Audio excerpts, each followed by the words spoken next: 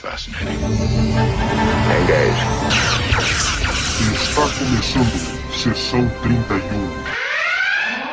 Intercom.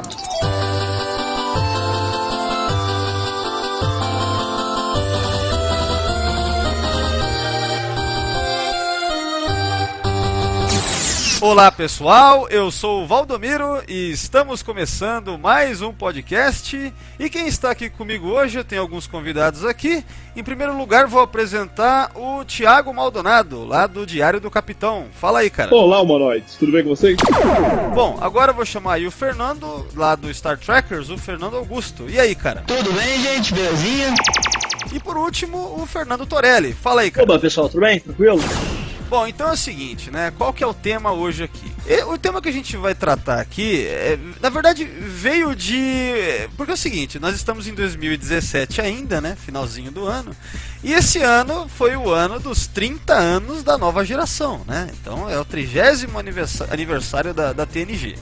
Aí eu fiquei pensando durante o ano todo até, né? Pô, se eu queria fazer um podcast, né? O Intercom, né? No caso, que cobrisse algo que fosse específico da nova geração. E não falar da série em si, até porque, né, cara, quem ouve o podcast aqui sabe que a gente, cara, tem tantos aspectos de cada uma das séries pra falar que vale, na minha opinião, vale mais a pena pegar um desses aspectos pra tratar um tema que a gente pode escolher pra falar.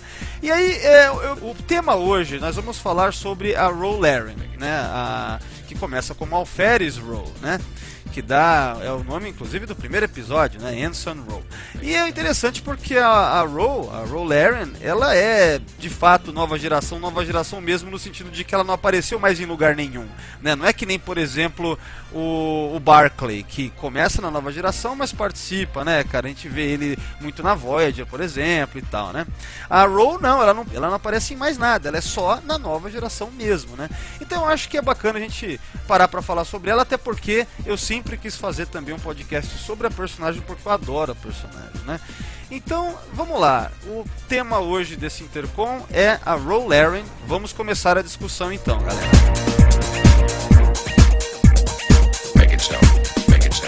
Bom, então é o seguinte, ó. Nós temos, na nova geração, 8 episódios com a personagem, certo?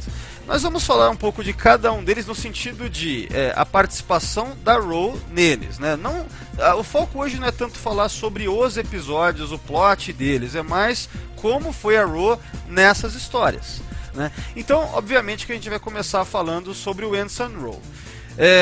Mas inicialmente eu queria, antes disso, perguntar pra vocês a impressão que vocês têm da personagem, se vocês gostam, ou quanto que vocês gostam, né? Eu imagino que aqui todo mundo deve gostar em algum grau, né? Então eu vou pedir primeiro aí, deixa eu ver.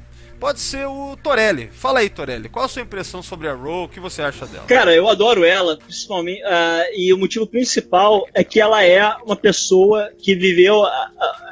Que nasceu no lado errado da federação, assim dizer, cara. Ela viu merda na vida. Ela não nasceu num ambiente protegido que é o resto da tripulação. Ela não se encaixa na tripulação. Ela teve uma vida de cocô, ela não teve infância. Ela bebia merda e comia mijo. Ela realmente é uma sobrevivente, né? Ela tá preocupada em continuar indo pra frente, né? Eu chego a estranhar, cara, qual foi o motivo dela ter entrado pra Federação, e eu acredito que ela, sei lá, talvez tenha entrado pra ter o que comer, entendeu? Não ter que dormir pensando no dia de amanhã, se vai conseguir pagar as contas ou não, se vai conseguir comida ou não. O curioso é que no primeiro episódio, no Ensign Ro, a gente tem ela falando um pouco sobre esse lance da motivação. Porque lembra quando ela fala que ela tava vendo o pai dela sendo torturado, ela sentia vergonha, né?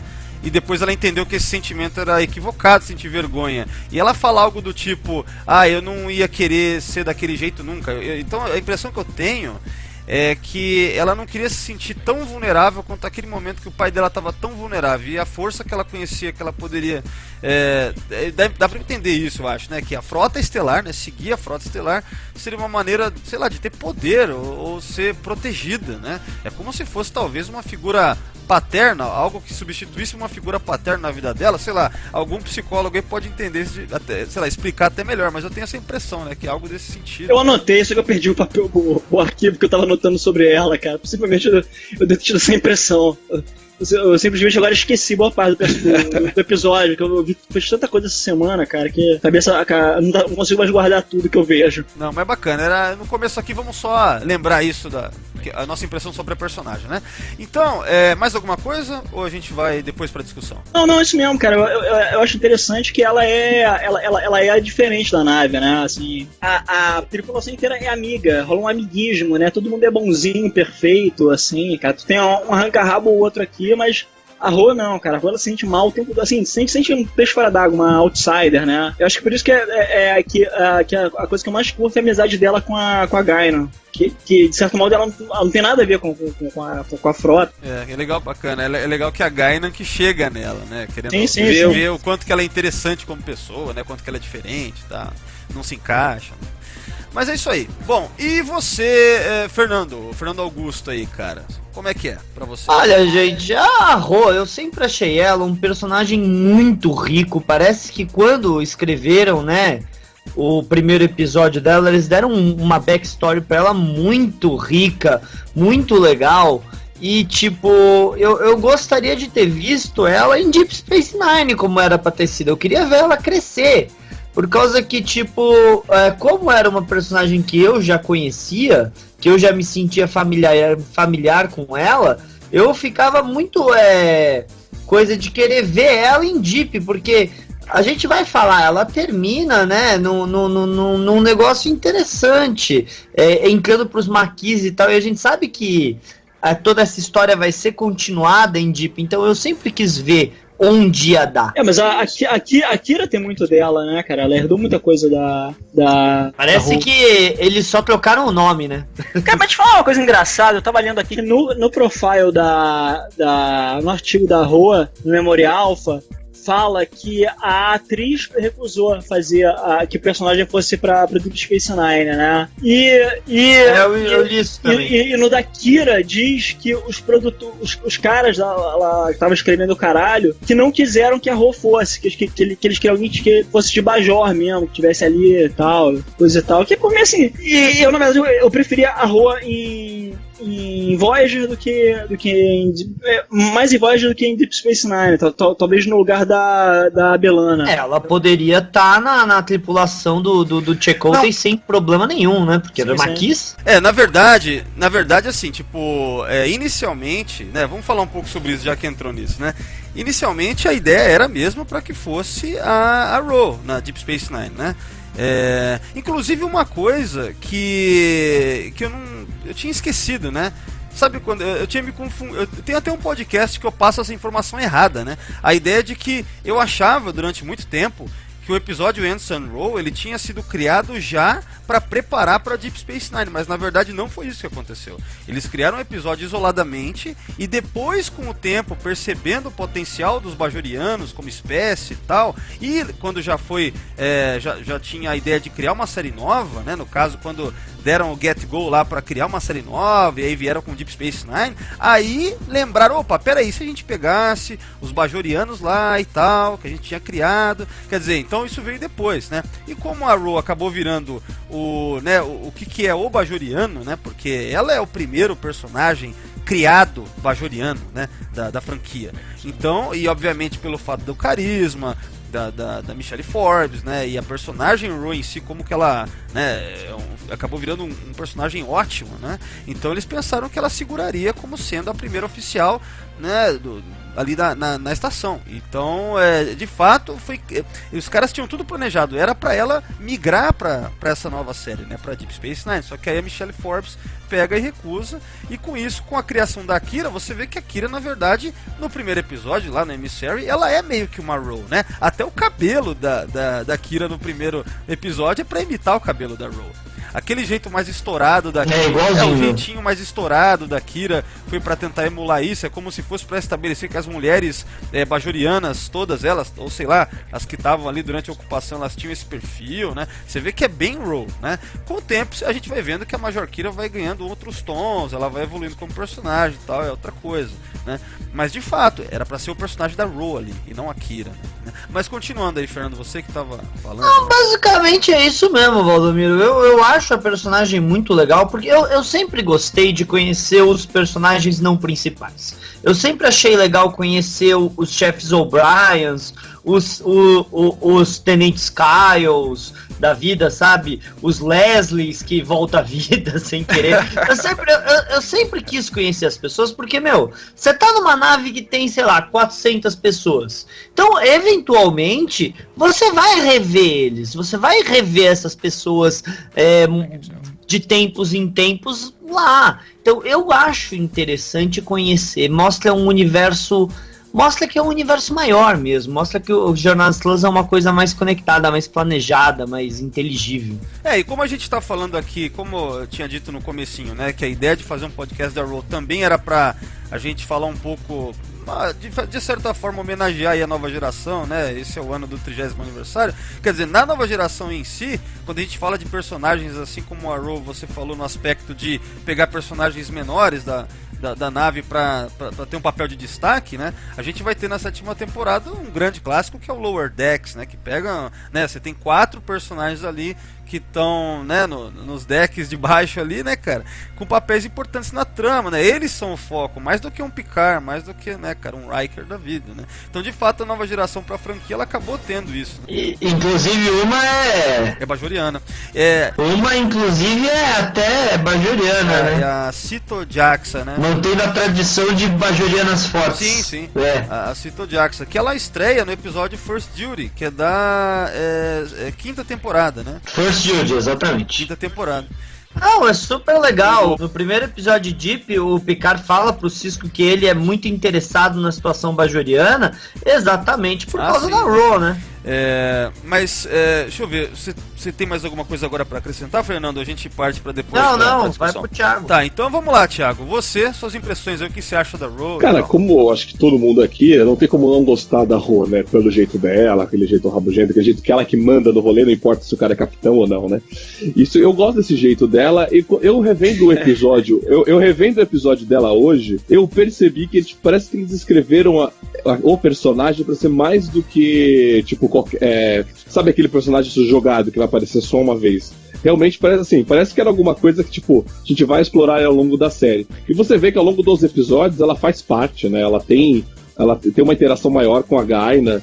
Tipo, que os diálogos dela com a Gaina são sempre ótimos, sabe? Excelentes. Inclusive, o primeiro diálogo que a Gaina tem com ela, tipo, todo mundo tem que ver, tem que aprender com a Gaina o que ela fala, sabe? Assim, então eu gostei muito, eu gosto muito da Ro. É uma pena a gente não ver ela mais, né, do longo da série. Pra mim, ela morre, entendeu? A única concepção é que ela morre, porque ela é uma Ki. Com certeza, em alguma incursão ela morreu, por isso nunca mais ouviu falar dela. Então, assim, poderia ter sido explorado mais, mostrado mais dela. Não, olha só, Thiago, só um lance. Não pode falar. Não, comenta, você me interrompe, pode comentar.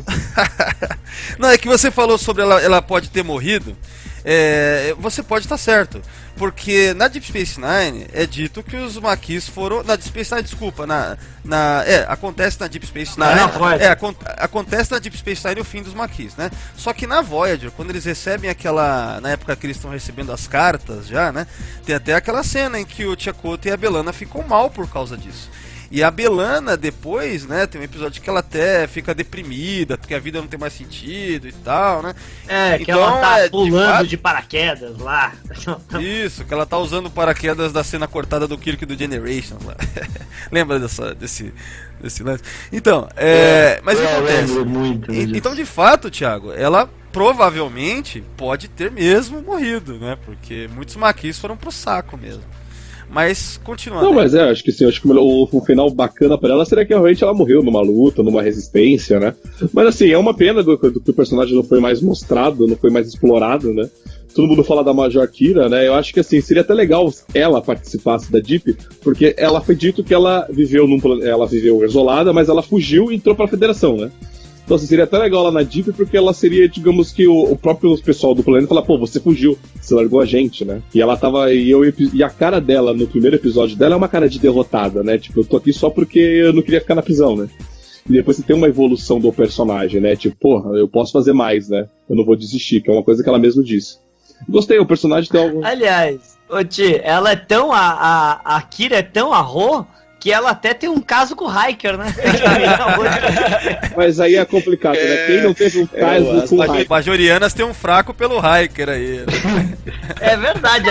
Cara, mas assim, uma parada, eu tinha até falado isso com o Baldomiro antes, que muita coisa é estabelecida em relação aos bajorianos com a Roa, né? No Memory Beta, eles falam que Bajora, que é o nome que eles usam, seria uma subespécie dos bajorianos. Porque você vê que eles nunca falam do planeta Bajor, eles falam sempre que o pessoal é refugiado, que o pessoal vive espalhado por planetas. Ô, Torelli, peraí. Então, isso aí, Torelli, deixa eu só te interromper rapidão, porque isso aí já é falando especificamente do primeiro episódio. Sim. Vamos só primeiro fazer o seguinte, porque isso aí é muito interessante, pra colocar em contexto, tá? Então, acho que vamos fazer assim primeiro. Thiago, você concluiu a sua opinião, o seu lance aí, falando da Ro? Ou você quer falar mais alguma coisa? Não, ama a Ro, pena que ela não teve mais. Então é o seguinte, ó, perfeito. Não, mas eu ainda tenho que falar também, né? Segura aí, Torelli, segura essa ideia que a gente vai discutir ela, tá? É porque isso aí já é mais específico e isso aí também é interessante pra gente trazer. Bom, então no meu caso, né? Obviamente, eu já falei isso em vários podcasts, cara, vários. Eu adoro a Ro, né? A Ro é um dos meus personagens favoritos da franquia. Se for falar de personagem feminino, é certeza, é a Ro. Não tem pra mim, não tem pra ninguém. É a Ro Larry, né? Muito disso é a Michelle Forbes. A Michelle Forbes tem um carisma inacreditável, cara. Eu lembro a primeira vez que eu vi a Ro no episódio. A primeira vez que eu assisti o Anderson Ro, cara, eu fiquei hipnotizado, assim. Sabe, tipo, paixão à primeira vista? Eu não acreditava no que eu tava vendo. Aquela hora que ela desce do transporte já, que o Riker pede pra ela tirar, ela faz aquela cara meio marrenta pra tirar a porra do brinco. Cara, eu achei aquilo sensacional. Sabe, parecia que, aquele personagem parecia mais vivo do que qualquer outro da tripulação, sabe, o elenco fixo, assim. Ela tinha uma personalidade muito maior do que qualquer um, cara. Eu achei sensacional, cara. E ao final do episódio, eu já tinha pra mim, esse é um dos melhores episódios, assim, sei lá, pelo menos em termos de desenvolvimento de personagem e tal. E estabelecer uma espécie, cara, sabe? Num episódio só isso é feito. Eu achei do caralho, né? A Ro eu adoro. E eu gosto muito que a participação dela, ela teve apesar de ela ter poucos episódios e só ter na nova geração, o arco dela se fecha, né? E o fechamento do arco eu acho muito adequado, sabe? Souberam desenvolver o personagem. Por mais que ela não ia participar, souberam fechar ela, né? Então eu gostei muito disso também. E outra coisa que eu achei legal é que tem esses episódios, ela participa como se fosse qualquer uma, né, cara? Tipo, num episódio, por exemplo, que nem acho que o Cause and Effect é o mais que ela participa, tal qual poderia ser, sabe, aqueles personagens terciários, poderia ser Alferes Gates ali, né? Entendeu? Podia ser qualquer uma daqueles.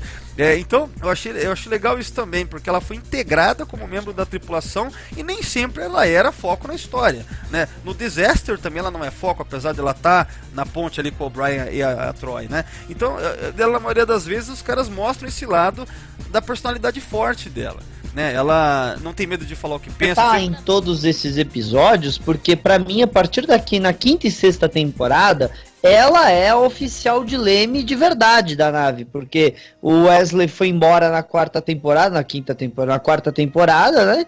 Então ficou. Então, pra mim, ela assume, tanto que quando veio o manifesto da tripulação em outro episódio, ela é a oficial de leme, ela é a piloto da nave. Ela pode não estar em todos os episódios, mas ela é a piloto oficial da nave. Aliás, aí na sexta temporada a gente sabe que ela vai embora pra fazer o treinamento, mas... eu tava lendo no Memory Alpha, eu não lembro se... eu acho que é informação do Companion, do Star Trek Companion, do Next Generation, que a ideia era que do Rick Berman lá e do Piller, né, um dos dois, ou os dois, era justamente porque o Wesley tinha ido embora, né, e queriam acrescentar um personagem novo.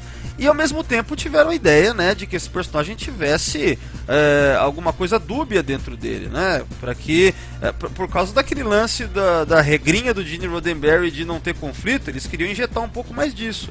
Mas o curioso é que o episódio Ensign Ro, né, a estreia da personagem, ele foi feito enquanto ele ainda estava vivo. O Roddenberry estava debilitado pra caramba ali no final de 91, meados pro final, né, mas ele ainda era vivo, né? Pelo que eu sei, quem fez o casting da Michelle Forbes foi o próprio Roddenberry. Ele escolheu ela para ser Alferes Ro E quando foram desenvolver a maquiagem dos Bajorianos, ele chegou pro Michael Ashmore e pra galera e falou: eu contratei uma atriz bonita e eu quero que ela continue bonita. Então, Fernando, eu lembro que uma vez, conversando em off, você tinha me contado isso, mas eu não encontrei nenhuma referência do Roddenberry dizendo isso, mas eu encontrei referência... Isso aí eu vi num daqueles episódios que tem comentários em Blu-ray, sabe, dos episódios? Eles estão comentando durante o Alferes Row, tem comentários do Alferes Row, e eles contam essa história, que o próprio Roddenberry que escolheu ela, e a visual dos Bajores é daquele jeito, porque ele queria que mostrasse bastante as feições da Michelle Pfeiffer por ela ser uma mulher tão bonita. Então, mas o que eu encontrei é o seguinte, né? Que o Rick Berman chegou no Michael Westmore e falou: ó, seguinte, nós estamos com essa garota bonita aqui, então vamos deixar ela bonita. Pediram pra ele, ó, queria alguma coisa que seja alien e tal, mas que também não tire, sabe, que ela... Mais ou menos quando mudaram o visual dos trios pra Deep Space Nine por causa da Terry Farrell, né, que era muito bonita também, né, me pareceu uma coisa parecida com isso, né.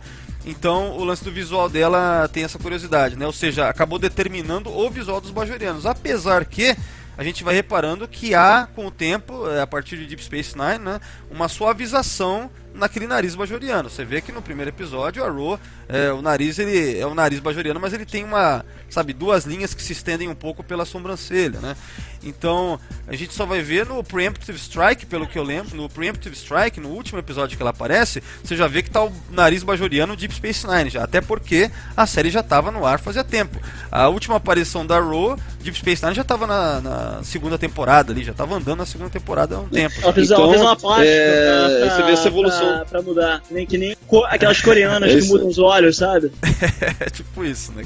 Mas ó, pra concluir minha opinião sobre a Ro aí, pra gente começar a falar dos episódios, então é isso, cara. Eu adoro essa personagem, eu acho que foi um acerto muito grande. Quando ela apareceu a primeira vez, eu lembro que uma das primeiras coisas que eu pensei foi, tipo assim, como que não tiveram desde o começo, como que não tinha personagens como ela, mais personagens como ela na nova geração mesmo, né? Porque no final das contas, né, que é uma coisa que o próprio Rick Berman falou na época, é que realmente a maioria dos personagens da nova geração eram muito homogêneos, né? Muitos até meio sem graça, sei lá, tipo, eu sempre falo do LaForge, que eu acho o personagem sem graça, mas pra mim ele representa aquele, sabe, o cara perfeitinho, que pra mim enche o saco, sei lá, entende? Então, a Ro, ela é uma injeção de sangue novo, assim, de uma forma incrível, cara, incrível. Então, não é à toa que ela é muito popular, né, cara, entre os fãs e tal, e ganhou essa notoriedade, né, na franquia, ao ponto dos caras considerarem colocá-la como a primeira oficial na série que estava ali para ser criada, né? Então, acho muito legal.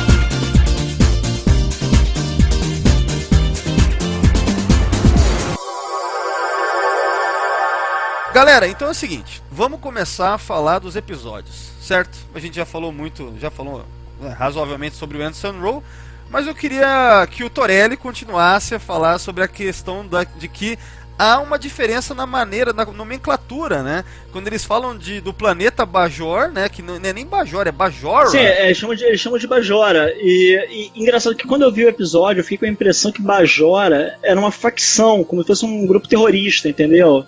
Ou então uma nomenclatura que eles usavam por...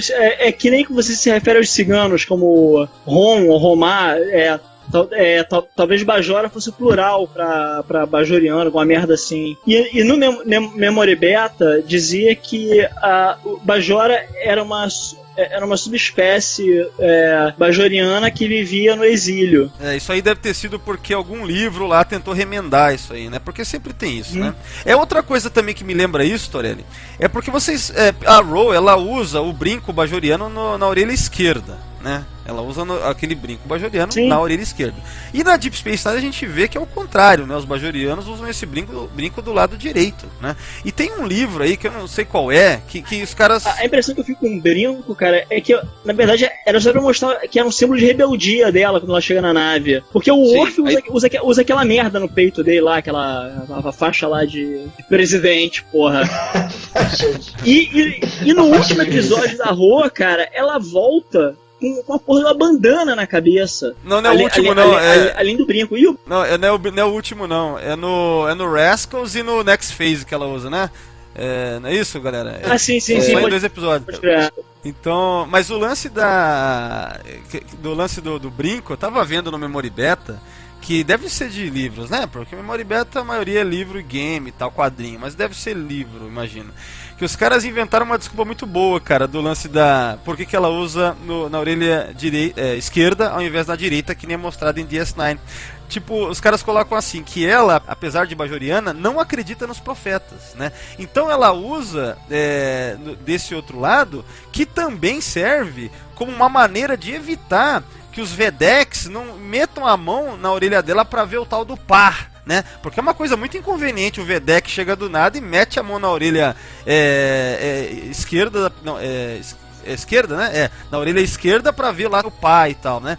E que daí seria também uma maneira de evitar essa inconveniência por parte dos Vedek, né? Então, achei curioso como que essa criatividade dos caras... Sim, não, e é engraçado isso, cara, que é daí que eu falo que ela daria uma boa Belana, porque a Belana, ela era meio que foda-se com a mitologia lá, com a religião Klingon, né? Ela meio que acredita ou não acredita. O Anson Ron é um episódio que acaba essa coisa da introdução dos bajorianos e o papel dela na história, né? Que eu acho que, assim, pessoalmente, de todos esses episódios da Ro, eu acho que o melhor é o Anson Ro mesmo, né? Apesar que ele é bem seguido de perto pra mim do Preemptive Strike, que é o último. Então vamos falar um pouco do plot, né? Do que envolve a Ro no Anson Ro, porque ela é usada no episódio, né? Olha, gente, eu gosto muito, né, do Anson Ro, o episódio em si, para mostrar que a política da Federação nem sempre é boa, e ela é um símbolo disso, né? A alferes que está sendo usada pelo almirante, que tem uma agenda tal, sei lá, e ele ainda mantém, né, o negócio de que os almirantes são sempre incompetentes. Eu adoro isso, que os almirantes são incompetentes e os capitães são melhores no trabalho deles. E ela tá lá e tal, o cara tira ela da cadeia. Eu gosto também do backstory dela, que é mostrado, que ela já tinha passado por uma corte marcial, e aí você fala, ok, os oficiais da frota não tem preconceito, mas você vê um puta preconceito com ela entre os caras da Enterprise.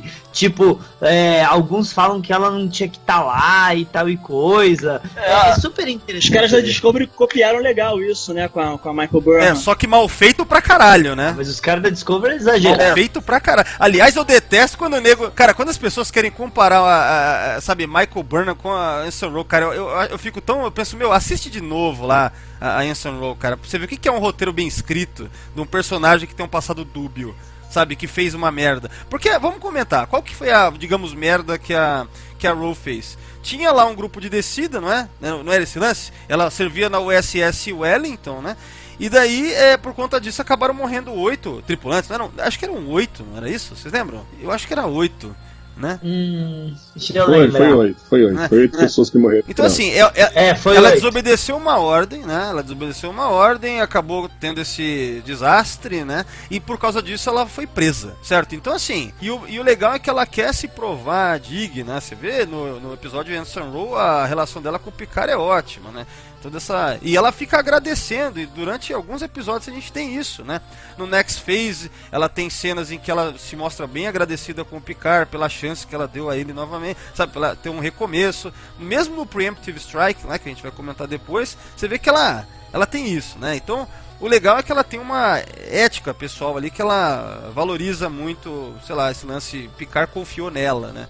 Deu essa chance pra ela. Isso é uma coisa que eu gosto muito da personagem também. E já no Anson Ro... mas o Picard é um líder que inspira. Tudo bem, mas nesse episódio, se vocês pararem pra analisar nesse da Ro, quando ela é apresentada, o episódio inteiro gira em torno disso, né? Tipo, desse negócio de honra, da honestidade, né? Porque ela sabia o que ela tava fazendo era errado, você entendeu? E ela só conseguiu falar porque a Gaina, que é um puta personagem, foi conversar com ela e falou, olha, você pode confiar no Picard, porque o Picard eu confio nele, ele é meu amigo, você entendeu? Ele não é qualquer coisa. Então, tipo assim, graças a ela, tipo, ela foi contar porque pra ela não era certo o que o Almirante estava fazendo. Então, se você vai ver, o episódio inteiro gira em torno disso, entendeu? Apesar da nave inteira julgar ela por um erro que ela cometeu, né? Ela, mesmo assim, ela sabe que ela estava errada, ela cumpriu o que ela pagou, e ela não faz mais aquilo, né? Tanto que ela mesmo diz que ela não vai se ver derrotada, né, no episódio. E no final ela ainda dá uma no Hiker, né? Não, que é- ela ganha o direito de usar o brinco Eu dela. achei o Hiker bem mimizento, né? Tipo, por causa que quando eu vi que ele mandou ela tirar, eu falei, e o Orf? Ninguém pediu pra ele tirar aquela porra lá, não. Não, é bem idiota. Cara, A faixa de aquela cena lá do Jordi, o Jordi, tipo, trata ela com o maior preconceito lá no Ten Forward, assim, né, cara? É legal que a Guinan vai lá, né? Não, ela me parece uma pessoa interessante, não sei o quê. Você vê que o pessoal da Enterprise, o contraste, né? Aquela hora que a Troy e a Crusher vão tentar conversar com a Ro, tipo, foda-se pras duas, né? Nossa, eu lembro a primeira vez que eu vi, eu pensei, caramba, essas duas aí, sabe, duas não dá meia Ro, sabe? Nem em personalidade, nem em carisma, em nada. Duas malas. É, cara. Ali ficou tão claro pra mim o contraste. Eles, de novo, eles usaram duas personagens erradas, né? Porque uma é a psicóloga da nave, que tem que conversar com todo mundo, e ela levou um chute da Ro, né? E outra é a médica, que serve também como psicólogo pra muita gente. E elas não conseguiram conversar com a mulher. Entendeu? Quem conseguiu foi a moça do bar, né? E eu achei errado o LaForge ter falado aquilo, porque eu fico sempre imaginando. O que eles estavam fazendo com ela era um preconceito, sério, eles estavam fazendo um preconceito de certa forma. E o LaForge, ele é cego, ele nunca sofreu preconceito ou alguma coisa, ele tava fazendo o que fizeram com ele, né? E o que a Guinan vai falar com ela, aquilo que ela fala com ela, tipo, logo na primeira conversa, aquilo se encaixa hoje em dia em muita coisa relacionada a preconceito, sabe? Você não conhece a pessoa e você já simplesmente julga ela, entendeu? Ah, ela não tem que estar aqui. Pô, mas você parou pra conversar com ela? Aí ele falou, não, então com licença que agora ela ficou muito interessante pra conversar com ela. Foi um espetáculo de Cara, roteiro. A Guinan é muito melhor conselheira do que a Diana. Nossa, mas de longe, né? Não, mas é legal isso, né, cara? Além de todo esse carisma da Ro e o trabalho da Forbes, né, e tudo mais, o personagem é muito interessante. É muito interessante também por causa disso, né? Mostrar essa hipocrisia, a galera ali, né, tá lá evoluída no século 24, mas ainda é preconceituosa, né? Porque a conduta da frota estelar, né? Parece que tem caras que se você viola um pouquinho, o nego já te olha feio. Por exemplo, o Picard, ele é um exemplo pra muita coisa, mas você vê que ele não admite. Quando ele é, digamos, traído pela Ro no Preemptive Strike, ele fica com aquela cara de bosta. Ele se sente... Cara, na cabeça dele é como se fosse impensável. Como que alguém vai largar a frota estelar, né? Pra ele a frota estelar é algo, sabe, é imbatível, uma coisa maravilhosa. Então eu acho legal... O Picard é um carreirista. Eu acho legal isso. O Picard sempre foi um carreirista. Ele sempre foi um cara que subia rápido as patentes até chegar capitão, e aí se não fosse aquele problema dele com a Stargazer, ele seria almirante. Ele muda, parece que a personalidade dele quando ele vira capitão da Enterprise aos poucos, porque aquilo vira, sei lá, uma família pra ele. E a Ro é o total contra o carreirismo, né? Puta, mas ele é complicado, né? Por causa que ela é uma personagem rica ao ponto de dar um chega pra lá nas duas chatas, nas malas, e mesmo assim conseguir ver, né, que aquelas pessoas, apesar de serem uns puta chato, e vamos falar a verdade, tirando o Data, que é uma criança, e o Picard, os caras são chatos pra porra, né? Aí, tá vendo? Tá vendo? Mais um motivo pra Ro ter ido pra Voyager, cara. Ela saía da fora no Nilix. Nossa, ela matava o Nilix, desculpa. Arrancar a cabeça dele. Não, mas então, como a Voyager já tem a B'Elanna, eu acho que a B'Elanna já serve esse papel muito bem, inclusive, né? Imagina a Ro interagindo com a 7 de 9 e toda aquela superioridade que a 7 de 9 tem, ela dando uma na 7. Não, então, mas aí é o que a B'Elanna fazia direto, né? Então por isso que eu acho que ali não precisava, entendeu? Eu acho que mais assim, eu acho que tinha que ter tido mais da Ro desde o começo.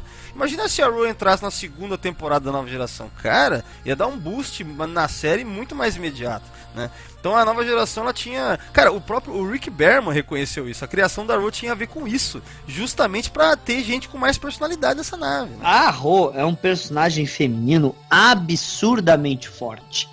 E é um dos motivos que eu fico tão nervoso com pessoas que chegam hoje e falam: ai, Star Trek Discovery está mudando a visão de umas coisas de inclusão e tal e coisa. Meu, a Ro é um personagem feminino forte, tem muito memória escrito, tal e coisa. Eles não percebem que Jornada das Estrelas faz essa brincadeira de inclusão há anos e anos e anos. Não é? Agora que tá na moda, na moda. Não é nem memória curta, não. Simplesmente o nego não sabe, não conhece, cara. O nego vai falar assim, eu conheço Star Trek, tem o Kirk, o Spock. E é isso, cara. O nego não vai muito além disso. Lambda, nerd, vai fazer aquela... Pra todo mundo, se falar Jornada das Estrelas, não. Jornada das Estrelas é a série mais machista, por causa que o Uhura só atendia o telefone, é uma série machista. Meu... Você tá de brincadeira. Pra começar, a Uhura era muito mais que atender o telefone. E 2, cara, a Alferes Ro é a prova disso. Ô, Fernando, calma que esse papo todo é pra uma outra oportunidade. Mas só pra fechar, cara, quem é Michael Burnham, cara? Ro Laren, all the way, cara. Nossa, bom, voltando pra Ro, né? Eu queria lembrar uma coisa. O criador da Ro é o Michael Piller, né, cara? Mais uma das contribuições do cara, pra Star Trek, assim. O cara... Puta que eu pariu. Eu nem lembrava disso. Ele é o criador da Ro, né? Eu tava vendo as informações.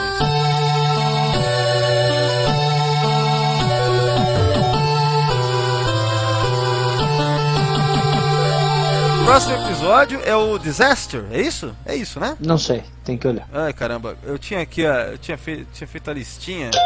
Tá aqui, Disaster, né? Disaster é a quinta... só lembrando uma coisa que é importante ressaltar, a maioria dos episódios em que a Ro aparece é na quinta temporada, situados na quinta temporada. Só o penúltimo que é na sexta e o último que é a sétima, né? Então, a gente tá falando do Disaster aí, que ele é o quinto da quinta temporada. A Ro aparece no terceiro? Qual que é? Terceiro da quinta em Sun Ro. Aí ela, no quinto episódio, 2 episódios depois, ela vem no Disaster, que é um episódio muito divertido, né?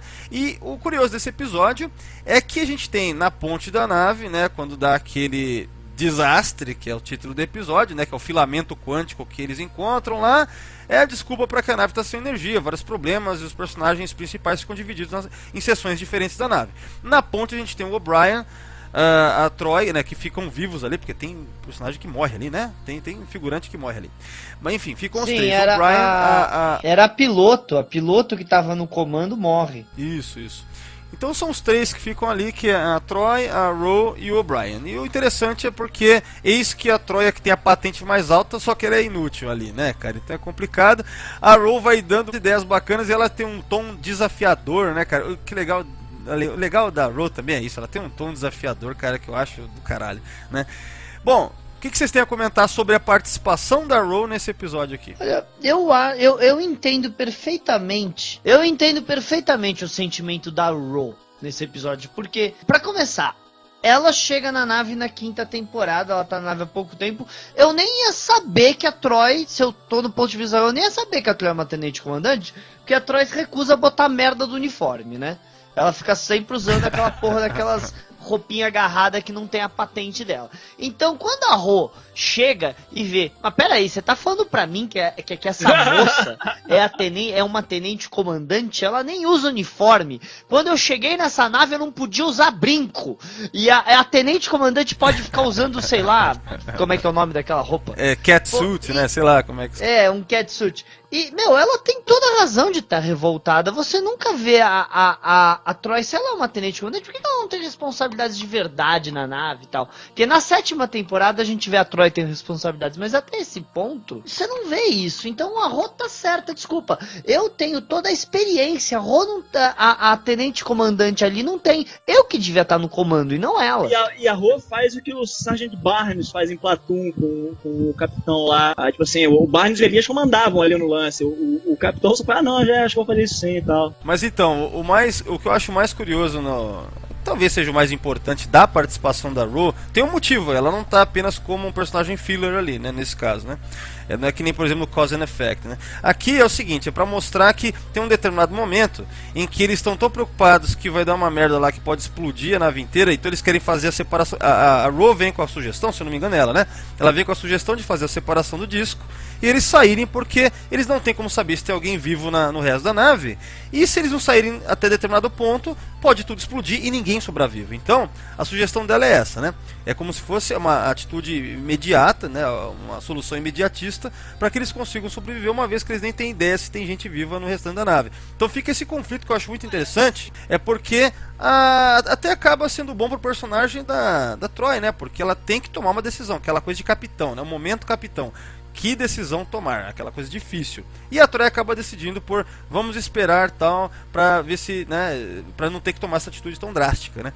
E ao final é bacana porque meio que cada um aprende. Mas você sabe que tem, você sabe que tem um pequeno furinho, né? Por causa que, tipo, a Troi e o Riker tem uma ligação especial que a gente vê no primeiro episódio do Encontro de Farpoint. Então, tipo, né? Ela conseguiria sentir que o Riker tá vivo e até às vezes conversar com ele telepaticamente, se precisasse, tá? É um errinho, um furinho de roteiro. Então, eu percebi, eu até reassisti esse episódio, eu não percebi tanto, eu não lembrei dessa lance do Inzad, mas eu lembrei o seguinte, caralho, mesmo se... pensa bem, não é só o Riker, ela podia sentir emoções gerais dele, ela ia sentir que tem uma galera ali. Ela poderia sentir as emoções, tem gente pra caralho que tá vivo, entendeu? Então ela poderia ter sentido alguma coisa, não ficar sem sentir nada. Então essa é uma daquelas ocasiões, eu acho, que a gente vê na Nova Geração direto, que é conveniente pro roteirista esquecer do poder da Troi pra contar aquela determinada história, né? Então, que é um problema recorrente da Troi durante a série, é esse, né? Então eu acho que esse é um dos episódios que isso acontece de novo, né? Agora, de fato, isso que você lembrou, né? O Inzad torna isso pior ainda, né, cara? É foda, né? Eu tenho... Gente, ela estava sob pressão, gente. Ela esqueceu de lembrar disso. Entendeu? Ela esquece de lembrar disso. Vocês não gostam de falar, viu? Vocês são muito chatos. Mas assim, eu gostei da Rô. A Troi é uma telepata tão poderosa que ela toma conta da nave em Nêmesis dos outros, pô. Nossa, não lembrar disso não. Não lembra dessas porra. Mas assim, eu acho que assim, eu gostei da Rô nessa parte, que assim, ela ficou irritada, tudo bem. Mas ela não. O que ela faz? Ela vira uma conselheira pro capitão, você entendeu? Olha, eu tenho mais experiência, então peraí, então olha aqui, por que você não faz isso? Tipo, eu não vou tomar decisão, mas eu vou te dar aqui os meus conselhos. Olha, por que não faz isso, não faz aquilo? Não é? Mas ali ela tá totalmente. Ela tá no lugar correto fazendo isso, por causa que ela é a segunda patente no comando ali. Por causa que o O'Brien é um chefe. Ela é uma alferes e a Troi é uma tenente-comandante. Então o papel da segunda patente mais alta é ser o primeiro oficial do cara no comando. Ela fez o papel dela. Exatamente, isso que eu falei. Eu gostei do personagem. Ela sabe se colocar no lugar dela. Você nem ficou dando lá os conselhos, tranquilamente. Mas você sabe que eu achei um pouquinho exagerado, assim. A Ro, ela acaba desistindo muito fácil de tentar entender se tem alguém vivo, né? Ela praticamente nem considera muita possibilidade. Eu entendi que na história ela seria a personagem mais adequada a esse tipo de reação mais radical, porque a gente vê desde o primeiro, né, da Ro, né, que ela é uma pessoa mais, né, vamos dizer assim, sei lá, mais agressiva, né? Então, tem sobrevivência de quem viveu em campo, né? Ela cresceu num campo de refugiada. É sobrevivência total isso, tipo, foda-se Você acha que não é um pouquinho... Eu acho um pouquinho exagerado. Você acha que não, cara? Cara, eu acho que tem a ver total com a personalidade dela, cara. Eu acho que tem a ver com a personalidade dela e com o que a nave pode fazer.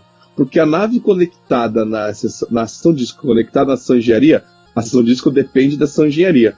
Se tá dando pau na nave, você desconecta um do outro, a sessão disco se torna uma sessão independente. Ela poderia tranquilamente separar a nave, deslocar a sessão disco, fazer a sessão disco ficar independente e ver se tinha alguma coisa pra trás. Sem falar que, vamos pensar bem, a Ro tava certa, cara. Desculpa, a Troi chutou, acertou, parabéns, salvou um monte de gente, mas se ela tivesse errado, ela tinha matado todo mundo na sessão disso. Não, tanto é que foi uma sorte enorme. Lembra que era questão de segundos, assim? Teve uma hora que era questão de segundos, a nave ia explodir realmente, né? E uma coisa que é mostrada nesse comecinho dos três ali, né, na ponte, antes até dessa tentativa essa conversa para decidir se vai separar ou não, a Ro, lembra que ela faz um desvio de energia para conseguir ter acesso ao computador ali para saber como é que está a condição da engenharia. Essa cena eu achei interessante porque o O'Brien fala, não, mas você não pode fazer isso, é arriscado. Aí a Ro fala, não, mas se quisermos sobreviver, alguma coisa assim, ela diz, não dá para seguir tudo by the book, né, não sei o que. Então, quer dizer, são cenas que são colocadas para mostrar, ó, essa é a Alferes Ro, ela é diferente do seu personagem nova geração regular, entendeu? Então eu acho legal isso, quando eles mostram essas cenas, sabe? Por mais que é meio errado, ela tá, sabe, arriscando, mas a Ro é isso, cara, foi criada pra isso, né? Então esse episódio mostra mais desses elementos que a gente viu lá no primeiro episódio. Mas a gente também tem que lembrar que nesse ponto é só o segundo episódio dela, ela tava na nave há pouco tempo, ela não tinha as ligações de amizade, de reverência com os outros personagens que ela vai ter no futuro, né? Na condição que ela cresceu, cara, acho que ela não tinha muito tempo pra pensar nas consequências das coisas, né? Assim, e ela saiu do planeta pra não morrer no planeta. Ela não ia ficar ali pra morrer naquela nave sem tomar nenhuma atitude, entendeu? Ela é de atitude, eu não vou ficar aqui pra morrer. É isso que eu vejo dela. Então, assim, eu não vou ficar aqui. Ou a gente separa ou a gente morre. Então vamos separar, acabou. Sim. Eu não acho que é forçado, né? Isso eu não acho que é ruim, não é nada disso. É só pensei se não ficaria um pouco melhor se não ficasse tão. Se ela não tivesse com tanta certeza, entende? O próximo episódio é o Conundrum. Ele também, quinta temporada, né? Como eu tinha falado, ele é o 14º episódio. Antes de começar a falar um pouquinho dele, eu quero relembrar que em 2013, faz 4 anos e alguma coisa já, eu e o Ricardo fizemos um Sessão 31 sobre o Conundrum. A gente analisa ele, né, do começo ao fim. E lá eu falo bastante da Ro, quanto que eu amo a Ro, né? Então eu nem vou comentar muito agora sobre ele, né? Quero ouvir mais a opinião de vocês. Eu vou deixar o link desse podcast para quem quiser ouvir ou ouvir novamente, né? Esse antiguinho já também. Tá, então, vamos lá. A participação da Ro em Conundrum. Eu acho fantástica, né? E vocês? Cara, o que eu acho do episódio é que a Ro, ela é quem ela é, bro. Você pode limpar o HD dela, que a mulher vai naturalmente seguir o curso de quem ela é, porra. E eu acho isso do caralho. Aliás, com todos ali acontece isso, né? Mas como o assunto é a Ro. É porque eu esqueci desse episódio, tá? De revê-lo, tá? Mas eu lembrei qual que era o episódio nesse momento. O Fernando também esqueceu, por isso ele tá calado até agora. Mas assim, esse é aquele episódio que eles perdem a memória aí, e ela vai parar no quarto do... Isso, é só lembrar o episódio que eles trepam. O Hiker e a Ro trepam. Pronto, todo mundo lembrou. Todo mundo lembrou agora. Na verdade, eu já tinha comentado quando aparece a lista lá. Que eu falo que ela é a médica, a pilota-chefe, pô. Uhum. Mas, cara, esse episódio você faz gostar ainda mais dela, porque assim, mesmo ela sem a memória, ela é foda pra caralho, né? Tipo, ela mostra quem ela é, assim, entendeu? Não interessa quem que é, sabe? Ela odeia o Hiker e ela vai parar no quarto dele, entendeu? Tipo assim, mostra que ela sabe o que ela quer, entendeu? Eu gosto desse episódio, bacana. Exatamente, eu lembro que eu falava isso no podcast lá. Eu acho que na vida real ela não odeia tanto assim o Hiker. Provavelmente eles queriam mostrar que existiu uma tensão sexual, tá? Uma tensão sexual muito forte entre os dois. E a hora que você apaga a memória, só ficou a tensão. Mas na verdade, eu acho que é uma tensão, assim, que eu acho que os dois são muito parecidos, entendeu? De personalidade. Então, assim, a personalidade dos dois está sempre em conflito. Aí isso que você falou, a hora que você tira você tira a memória, só ficou ali a admiração, entendeu? Dos dois. Esquece de um querer ser mais do que o outro. Aí dá o que rolou, entendeu? Mas será que ela estava nesse episódio muito legal, né, só para criar um triângulo amoroso do Hiker? Porque tirando isso, ela não faz muita coisa no episódio. Então, esse episódio eu lembro que eu comentei bastante na época. Eu vejo como... eu acho que eu concordo com o Fernando, sim. Porque mais... Eu vejo também que é mais pra ter essa... Porque é legal, cara. Você assistir eles começam o episódio discutindo. Aí você vê, cara, que na verdade, eu acho que é meio que... Porque é bem vida real isso, né, cara? Na realidade, quando tem muito atrito, assim, muitas vezes esconde-se ali, ou tá ali subjacente, uma tensão sexual mesmo, cara. Que daí, nesse episódio, você apagar a mente dos personagens e aí colocar que naturalmente eles vão ser... Na verdade, existe uma atração ali, que eles resolvem na cama lá, sabe? Eu acho que esse episódio é mais pra mostrar esse lado dela também. Não só dela, do Riker também. Então, eu não lembro agora, faz tempo que eu não vejo esse episódio, cara. acho que desde a época do podcast. Eu não lembro dela fazendo algo extremamente relevante na história, uma atitude que ela toma, né? Eu não tô lembrado agora. Mas eu lembro bem das cenas, né? Ele supõe, talvez, que eles sejam casados, porque ela comenta que se sente bem no lugar e tal, e coisa e tal. Ela fala que sente que passava muito tempo no quarto dele. Sim. Sim, é por isso que assim, esse episódio é mais pra mostrar o lado bem humorado disso, né? Eu acho que é pra ser engraçado, pra ser curioso. Não tanto pra mostrar a Ro de uma forma mais séria. Aqui acho que é mais ou menos, só que bem feito, que nem quando teve o Rascals lá, quando ela vira criança. Aquilo é um episódio meio merda, mas é pra tentar ser engraçado. Aqui a tentativa de humor é muito mais bem feita, né? E mais adulta. Tudo bem, mas eu acho que esse episódio foi pra mostrar, na verdade, um desenvolvimento de personagens. Você entendeu? O que é quando você tira algumas partes de alguma coisa, o que sobra? Sobra aquilo que aconteceu no episódio, entendeu? Eu acho que foi mais pra desenvolver personagens ali dentro, sabe? Discutir esses temas, não que fosse realmente importante ela salvar alguma coisa, não, foi só pra desenvolver o personagem. Igual ela também no episódio quando eles viram criança. Ali é pra desenvolver personagens, entendeu? Desenvolver um conflito, fazer você repensar, não ela salvar nada. Uma coisa que eu vejo bem nesse episódio, que eu não me esqueço, é aquela hora que o primeiro oficial falso, ele tá com o Worf e ele fala: dá pra ver que o nosso capitão é um diplomata e essa é uma nave de cientistas e nós dois somos os guerreiros.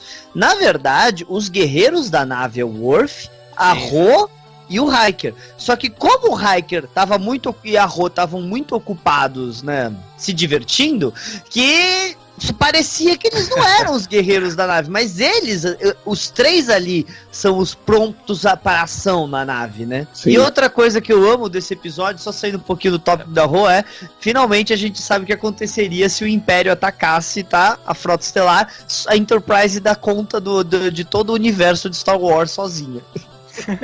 Ah, sim, porque você tá falando do final lá, não é? Eles invadem, os caras atiram. Eles lá, estão atirando a gente com lasers. Isso. Que na verdade a tecnologia ela é muito merda, na verdade. Nossa, cara, eu tinha uma discussão dessa merda essa semana umas 3 vezes, pelo menos, cara. A comparação de tecnologia de Star Trek e Star Wars. Mas Fernando, ao mesmo tempo, eu lembro que quando eu comentei esse episódio, quando eu fiz o podcast, ao mesmo tempo isso era uma discrepância, né? Porque, a tecnologia daquela raça alienígena, ela era meio merda e tudo mais, ela era muito primitiva. Só que ao mesmo tempo, a tecnologia para apagar a mente de todo mundo não seria uma coisa avançadíssima, né? Para pra pensar o potencial disso, né? Então, apagar arquivos, né, da nave, sabe? Na verdade, é um negócio super overpower, né? Isso aí é algo que poderia ter encaixado naquele podcast que a gente fez sobre tecnologias meio subutilizadas. Sim. Olha aí. Isso aí devia estar no outro intercom que a gente fez. Cara, como disse o Maurílio do Choque Cultural, Choque de Cultura... É outra civilização, eles podem ter inventado a limpeza de mente antes de inventar a dobra, qualquer merda dessa, que ele fala isso em relação ao Star Wars, né? Eles inventaram um laser antes de inventar a arma de fogo.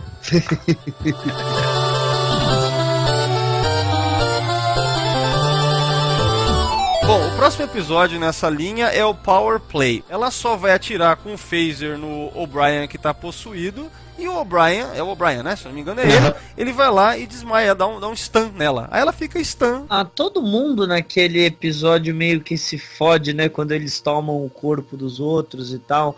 Que no final é o O'Brien, a Troy e o Data, né? Que são os possuídos que atacam. E o Data, Então aqui é a cena famosa dela atirando com o phaser na ponte. Mas isso mostra aquilo que eu falei do outro episódio. Mostra que ela é uma das guerreiras da nave. Ela tá ali naquela posição exatamente pra ser uma mulher de ação. Mas você não acha meio... Eu sempre achei uma coisa curiosa. Ela tava na ponte com um phaser no coldre ali, digamos, cara? Ou tem embaixo do console tem um phaser? Porque ninguém fica na mas ponte de volta phaser, e meia um phaser surge phaser surge do nada, tá? Se tiver no roteiro tem um phaser, tem um phaser. Vai ver, tá no calcanhar, cara. Tem coldre pra calcanhar. Não, porque O que eu subentendo é que a nave é que nem a mesma. Como o uniforme não tem mais o phaser, que nem o uniforme das primeiras temporadas, eu já vi várias vezes o Worf, tipo, é uma gaveta que fica o phaser, entendeu? E eu acho que se você olhar na porra da plataforma de controle do Leme, ele tem uma portinha do lado ali, que se qualquer coisa você aperta ela e o phaser, tipo, ejeta, entendeu? Essa é a única explicação, entendeu? Porque é uma ponte. A ponte Pessoal, tem que ter. totalmente possível. Ela dá um stun nela, e daí depois que ela levanta, e vai lá no. Como é que chama? Nos tubos Jeffries junto com o Geordi, jogar uma energia lá para que os corpos, aquelas formas de vida não corpóreas, elas saiam do corpo dos 3 que estão lá no Ten Forward, né? As entidades, tanto é que ela vai lá junto com a Ford, né? O Riker tava machucado com esse episódio. O Picard tinha que ficar na ponte para negociar.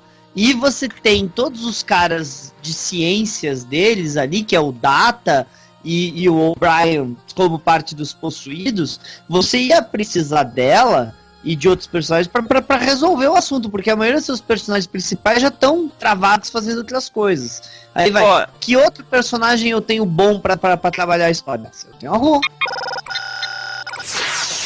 Bola pra frente, o próximo episódio é o Cause and Effect. Esse sim, cara, esse não tem nada assim, a Ro, ela só aparece na ponte, só, né, a nave explodindo. Eu lembro disso, cara. Tem mais uma coisa que acontece ali, né? Só fica aquele loop várias vezes a mesma coisa, né? Eu não lembro da Ro aparecendo em mais nada. Eu lembro dela sempre tá pilotando a nave quando ela é destruída também. Ali poderia ser a Alferes Gates ali, numa boa, né? Vocês lembram dela, né? Mas de novo vai estabelecer que ela é a piloto da nave na 5ª temporada. Sim, então, mas é legal, né? Você tem um momento assim, filler dela. Você não esquece o personagem, ele tá sempre ali, né? Você sempre mostra que ele tá ali, né? Dependendo que ele não está no roteiro, ele tá ali. Isso aí é daquelas coisas que a gente pode falar, talvez, que foi o dinheiro mais fácil que a Michelle Forbes ganhou na vida. Foi no Cause and Effect, provavelmente, né? Porque ali, cara, é um trabalho de figurante. Só um abre aspas nesse episódio. A Gaina tava onde nesse episódio? Provavelmente no bar. A Gaina? Imagino que. Provavelmente lá onde ela Exatamente. estar, a Gaina consegue detectar quando ela troca de dimensão que não tinha uma coisa certa, né? E ela não conseguiu detectar nada nessa porra desse lobo lateral. Não, abre aspas só, gente. Abre aspas. Próximo episódio aí, por favor, a gente discute isso outro dia. Não, cara, pensa bem, Cause and Effect ele é de 92, não é? 92? Então nessa época eu acho que a Whoopi Gold tava filmando Mudança de Hábito. A Guinan devia estar como freira lá, no Mudança de Hábito, provavelmente. Ela tava cantando, em outras palavras. Isso! Deve ser mais ou menos essa a explicação. Legal, então já vamos partir pro próximo, né? O próximo episódio é o The Next Phase, né? Que ele é 6ª temporada já, né? Não, é 5ª, é um dos últimos da 5ª, é o 24º episódio. Esse é o primeiro episódio que a Ro aparece com a sua faixa vermelha. Achei tão legal esse visual nela, no cabelo, né? Bonita pra caramba, ficou assim também, né? Mas é aquele negócio, né? Por quê, né? Ninguém pode usar nada. Agora, de repente, ela, além do brinco, usa até a faixa vermelha. Muito bom, né? Ela é foda mesmo. Esse episódio combinava com o uniforme, vai. Então. Pô, caralho. Bom, esse episódio, a participação dela é muito legal porque ela e o LaForge são dados como mortos. E aí você tem pela primeira vez, pelo que eu lembro é isso, né? Pela primeira vez a Ro falando um pouco de um afterlife lá, bajoriano. Ela fala, né, do canto lá, que é fúnebre bajoriano. Se eu não me engano, ela fala que ela nunca acreditava naquelas coisas e achava que tudo aquilo que fazia com a criança uma puta besteira, e a hora que ela que eles estão fora de fase, que ela começa a pensar que aquilo poderia ser real, né? É meio que um abrir os olhos que pode haver mais do que o físico. Isso, é bem isso, né? É trazido isso, de fato, no episódio, até quando termina, né? Ela meio que fala assim pro Jordan, mas eu nunca acreditei mesmo, sei lá, tal, né? Ela sempre achou estranho, mas ela fica trazendo isso pra série, né? Que, pensa bem, nessa época não existia ainda, né? Não existia ainda Deep Space Nine, né? E aqui a gente já tem elementos de religiosidade bajorianos, né? Deixa eu só ver aqui quando que foi filmado o Next Phase, né? Porque a Deep Space Nine começa a ser elaborada no começo de 92. Eu não lembro quando que foi filmado. Bom, aqui consta que a exibição do Next Phase é em maio de 92, né? E dá pra supor que a filmagem deve ter sido o quê? Normalmente um mês, Normalmente né? é uns... Então, aí fica a dúvida, né? Será que era durante, já os caras já estavam elaborando religiosidade bajoriana, aí já criaram esse episódio ali no meio da criação disso, já pra dar uma, né?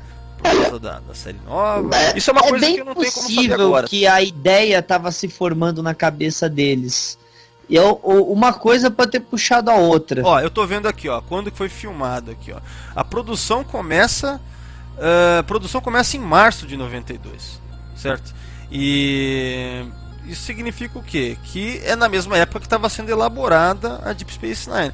Agora, o quanto que já se tinha sobre religiosidade ser proeminente na Deep Space Nine nessa exata época? Cara, isso é uma pesquisa intensa para se fazer ainda, né? Esses detalhes. Mas é curioso você pensar que aqui você já tem, sabe, uns hints sobre isso, algumas coisas sendo faladas, né? Então, Isso fica pra quando a gente fizer os 30 anos da Deep Space Nine. Mas eu particularmente eu acho que talvez o episódio foi influenciado pelo que eles estavam discutindo na Deep, entendeu? Talvez eles queriam incluir. Porque eu acho que discutir uma série, eu acho que talvez o episódio que influenciou, eu acho que na verdade eles já viram, a ideia da Deep já veio com uma coisa de religião, sabe? Porque isso não tinha sido falado em nada. Então talvez a Deep que influenciou nesse episódio, né? Talvez seja até um caminho inverso, sei lá, né, cara? É curioso, né? Curioso. Mas eu gosto bastante desse episódio, o LaForge é tipo feliz pra caralho quando ele entra lá. Uma festança pela partida dos dois, que eu acho isso muito fantástico, gostei pra caralho. E ela, tipo, como assim? Você tá gostando disso? Claro, mó festão pra gente. Isso que eu gostei bastante. Então significa que quando vocês morrerem, eu vou estar fazendo festa comemorando a partida de vocês, tá bom? Olha, eu acho que totalmente a favor. Eu acho que enterro tem que ter open bar, viu? Porque é muito chato. certeza. Certeza. Cara, eu acho foda ninguém ter nada de gentil pra falar da rua. O Picard meio que tá conversando com a Beverly, né? Falando que ela já seria uma tenente comandante se ela não tivesse tido problema lá na outra nave com a morte dos caras. Mas é uma parada assim, meio que decepcionado com ela, né? Tipo, porra, tu deu mole. Mas você sabe que tem um erro nessa cena aí? Um erro no diálogo, né? Porque o Picard, ele fala tipo que a Ro, quando ele comenta esse lance aí de que ela poderia ser tenente, ele cita que é por conta do evento lá em Garen 4, ele fala, não é isso? Ele fala, acho que é Garen 4. E na verdade, no Ensign Ro e em outro episódio no Conundrum, quando aparece na tela, o evento foi em Garen 2, não 4, né? Mas assim, dá pra atribuir que o Picard, né, cara, esqueceu ali, tava emocionado. Tava com o Cito Hall na cabeça, né? Tava emocionado ali. Era Jarus 2? Não, Jarus 2 é onde. Jarus não sei o que lá que você tá falando é o presídio, né? Se não me engano. O presídio. Né? Agora o lance de onde aconteceu lá, que morreu lá, o incidente e tudo mais.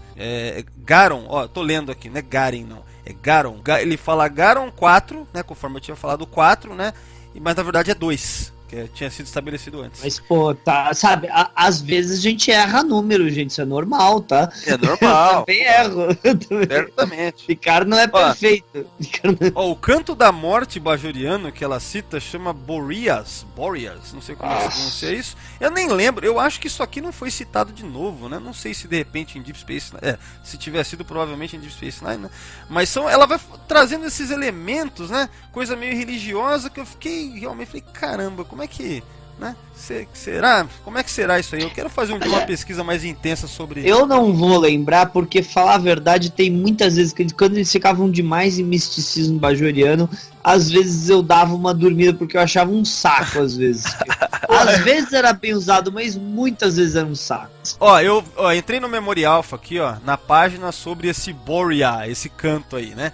A única referência que tem, pelo que consta aqui, é no Next Phase mesmo. Pelo que consta, não foi citado em lugar mais nenhum na franquia, né? Mas enfim, é algo aí da cultura, da religiosidade dos caras. Né? A coisa que mais me questiona nesse episódio até hoje é o seguinte: aquele cara, o Romulano que foi jogado pra fora, com o empurrão dos dois. Certo. Será que ele tá rodando hoje no espaço? Na verdade, a minha dúvida desse episódio sempre foi: se eles conseguem atravessar todas as coisas, como é que eles pisam? Eles não deveriam pisar. Eles não deveriam fazer Não, contato no chão também. Pera aí, cara, aí você tá desconsiderando o filme Ghost inteiro também, não vamos falar disso, não. Porra, Deixa mas isso esse. pra lá. Pera aí, eu não assisto o filme Ghost esperando ciência, mas... Mas foi uma É, referência desse lado. total ao Ghost, cara, aquilo, cara. Esse bobear foi ideia da própria Whoopi Goldberg, que lembrou da cena. Ela, Caralho, falaram isso pra ela, falou, mas no meu filme dava pra andar. Falei, então tudo bem.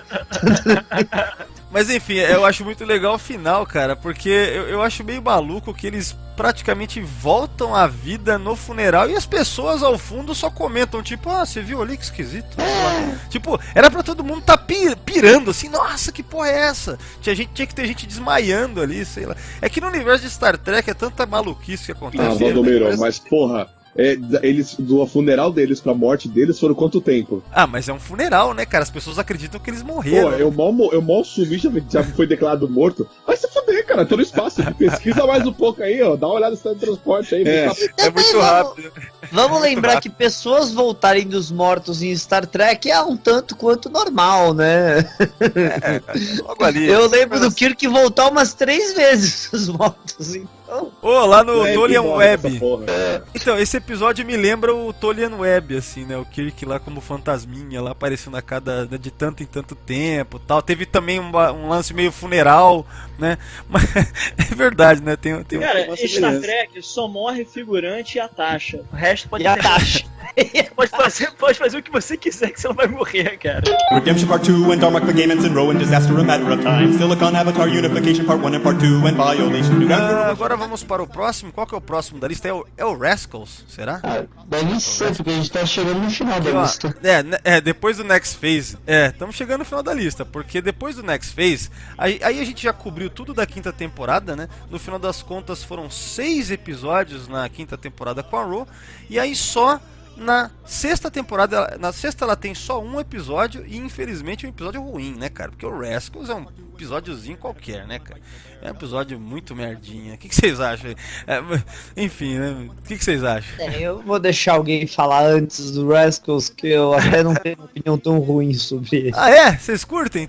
Sei lá, o Fernando então não acha tão ruim? Eu não curto muito não, mas mais uma vez de novo, tu tem uma ideia de que a infância dela foi uma merda, né?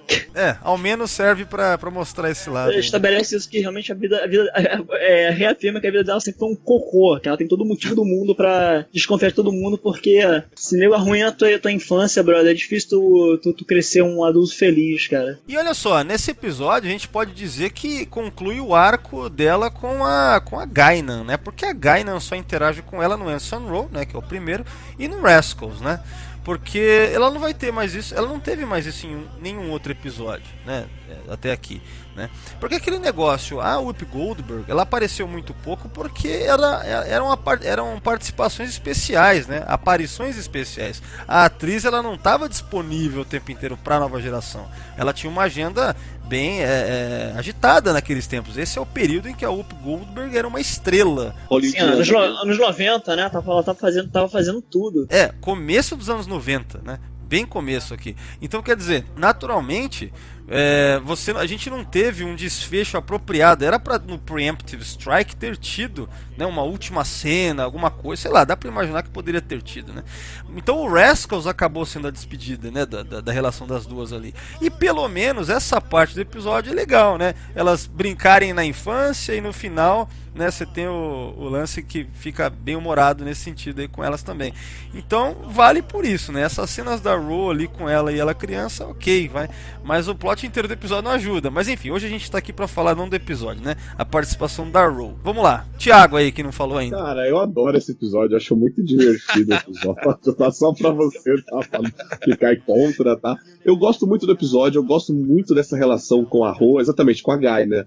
Cara, a Guinan, ela dá uma lição de vida toda vez que ela tá com a Ro, você entendeu? Ela muda a Ro toda vez que ela tá perto dela, ela evolui a Ro. Isso que eu acho muito foda. Tanto a Guinan sendo criança ou sendo adulta, ela continua sendo espetacular, né? E, eu gostei muito da interação das duas, ela evoluindo, tipo assim, você não teve infância, mas agora você é criança, então por que não curtir esse seu momento? Pula na cama aí, cacete. Cara, eu achei isso divertido. Eu acho isso como evolução, assim, tipo, você parar pra pensar é muito bom.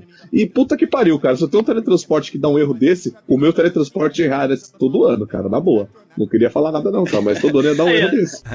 Tá vendo? Isso daí, cara, podia ter sido mais um daquele tema aquele que a gente gravou sobre tecnologia abandonada. É verdade, hein, cara. Podiam ter estudado o fenômeno e aplicado ele. Nunca mais as pessoas iam morrer de velhice, né? Não, teletransporte a gente já conversou naquele episódio que ele é totalmente, cara, não tem por que ter velho em Star Trek mais, né, cara? Não há como. Se você tem o teletransporte, já resolveu faz tempo isso, né, cara? Pô, você pode ainda ficar, hoje eu quero passar o dia criança, é assim que eu vou aproveitar minha folga. Imagina que legal, cara. Puta que pariu. Nossa, cara, é muito louco. Ia ser alegria dos pedófilos. E a segunda parte. É cabeçudo. Mas e a segunda parte que eu acho mais legal do episódio é a hora que o Riker abraça o Picard criança dizendo que era meu filho e eu amo meu filho. Acho que é a segunda melhor parte do episódio. Que é o René, né? Eu gosto do episódio que eu entendo que aquilo é uma comédia. Mas se a gente pensar bem. 12, 13 Ferengues dominou a Enterprise, é meio foda mesmo, né? Não. Cara, mas o final é emocionante, cara, é bonito a Rua fazendo um desenho pra mãe dela. Não, sim, isso, eu acho que ali é pra mostrar a importância que é ter uma infância pra uma pessoa, porque não tem como falar que ter uma infância não é importante pra um adulto poder crescer, poder ir pra frente. Tanto que depois daquele episódio, a gente sabe que a Ro, ela volta pra Academia da Frota pra estudar mais, pra crescer, pra ter uma carreira. Talvez foi uma influência disso, dela lembrar o que era ser criança e querer fazer, talvez, academia direito. Vai saber, por causa que ela era uma pessoa muito revoltada quando chega na Alferes Ro, e ela vai meio que entrando pra família da Enterprise, né? Vai ver ela se encaixando na Enterprise ao longo desses 7 episódios. 8, né? Acho que quer dizer depois do Ensign, né? Quer dizer o 7, Sim. Mas eu nunca tinha pensado sobre esse ponto de vista, né? Que de repente o lance dela, né, vai lá pra fazer o curso, né? O intensivão lá, sei lá.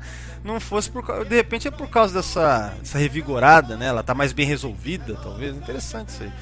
Quem sabe, né? Olha, é interessante você ver que a Michelle Forbes em si aparece, eu acho que só no começo do episódio, porque é a versão dela criança até o final. Sim, tanto é que a última cena, lembra que eles podem esperar mais tempo, e a Gaina fala, já que pode esperar, vamos ficar aqui, tipo, aproveitar o restinho de infância, né?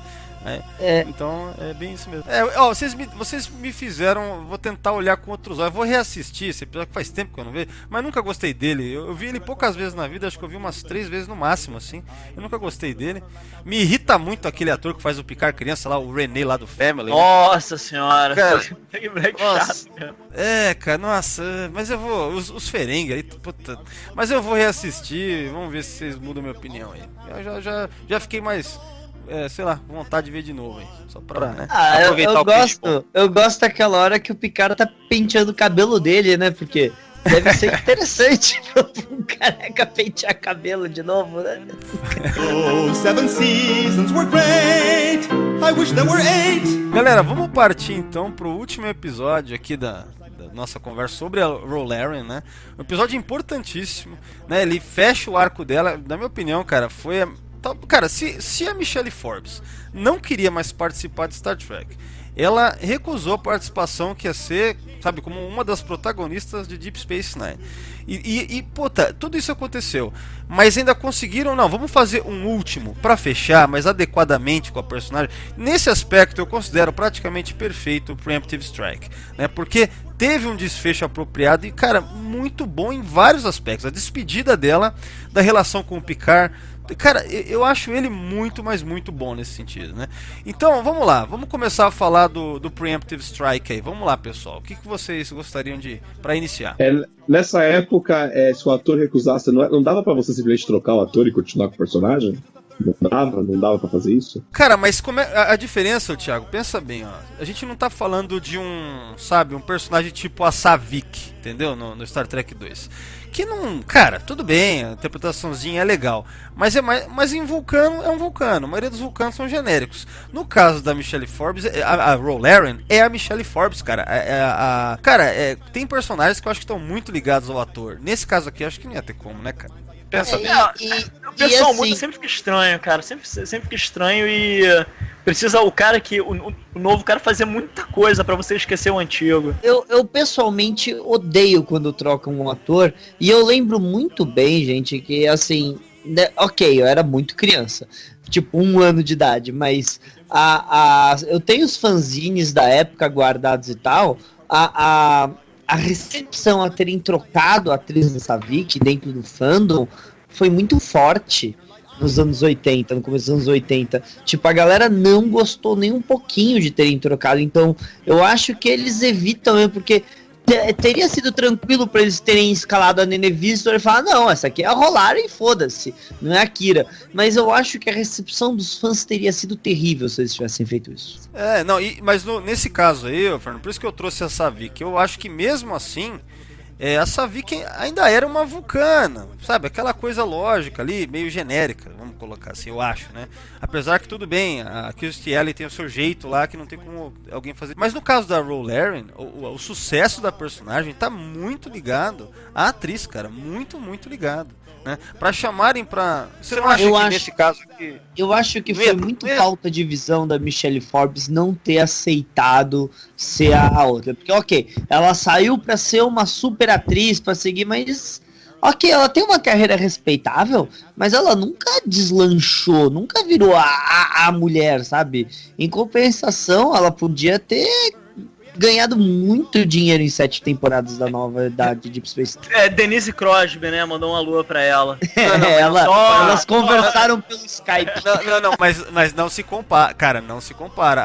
A Michelle Forbes, ela tem uma carreira respeitável. Não é grandiosa, mas é respeitável, sim, cara. Sim, Tanto que ela sai da nova geração. Eu acho que até durante ainda o Preemptive... Nessa época do Preemptive Strike, é ano de 1994. Né? O Preemptive Strike foi filmado ali pra... não sei se é março, eu sei que... ele é o penúltimo episódio da nova geração, né? O último episódio, se eu não me engano, foi maio. Vocês confirmem aí, acho que é maio. O All Good Things, a exibição, eu acho que foi maio, né?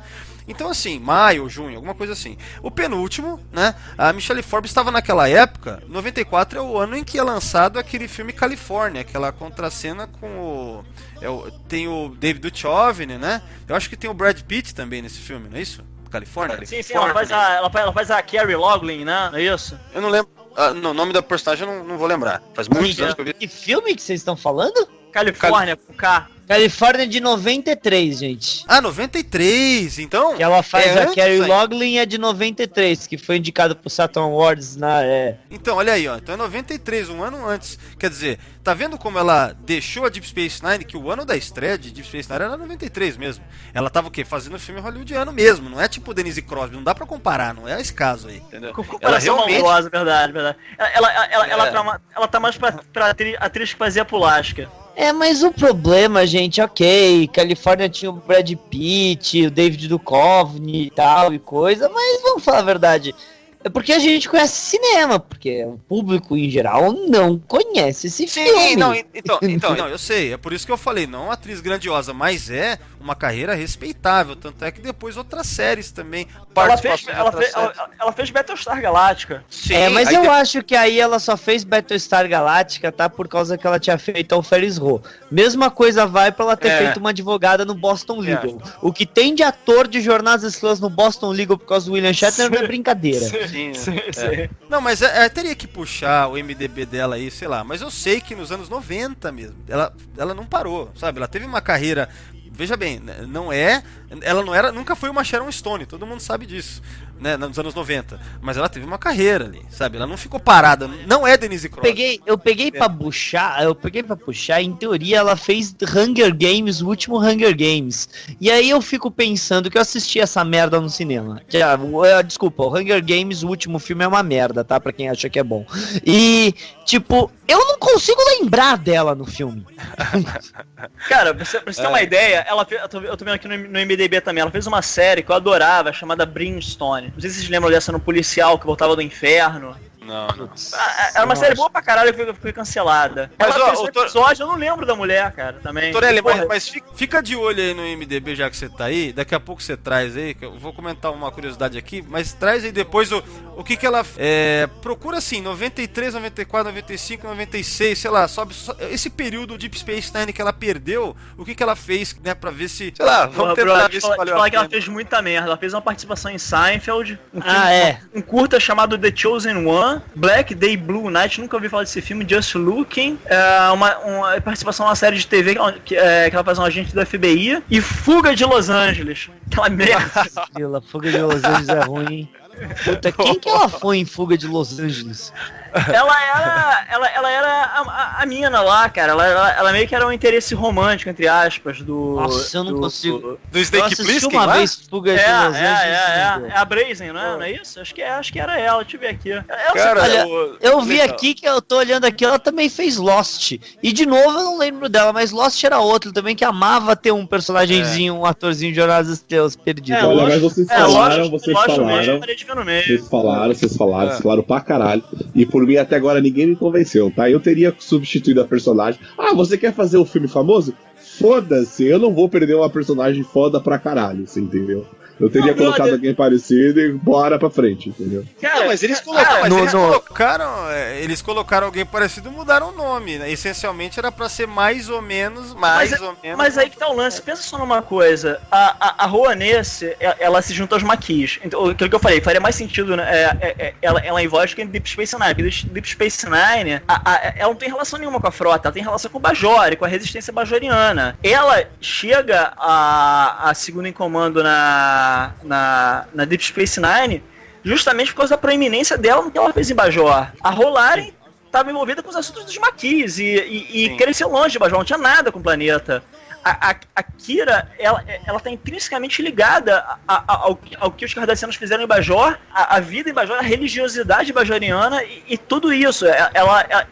Ela meio que faz aquela... Que nem quando o nego fala assim, o cara vai ser candidato a presidente, tem que botar uma mulher pra mulher votar nele, entendeu? Aquelas merdas assim. É mais ou menos isso.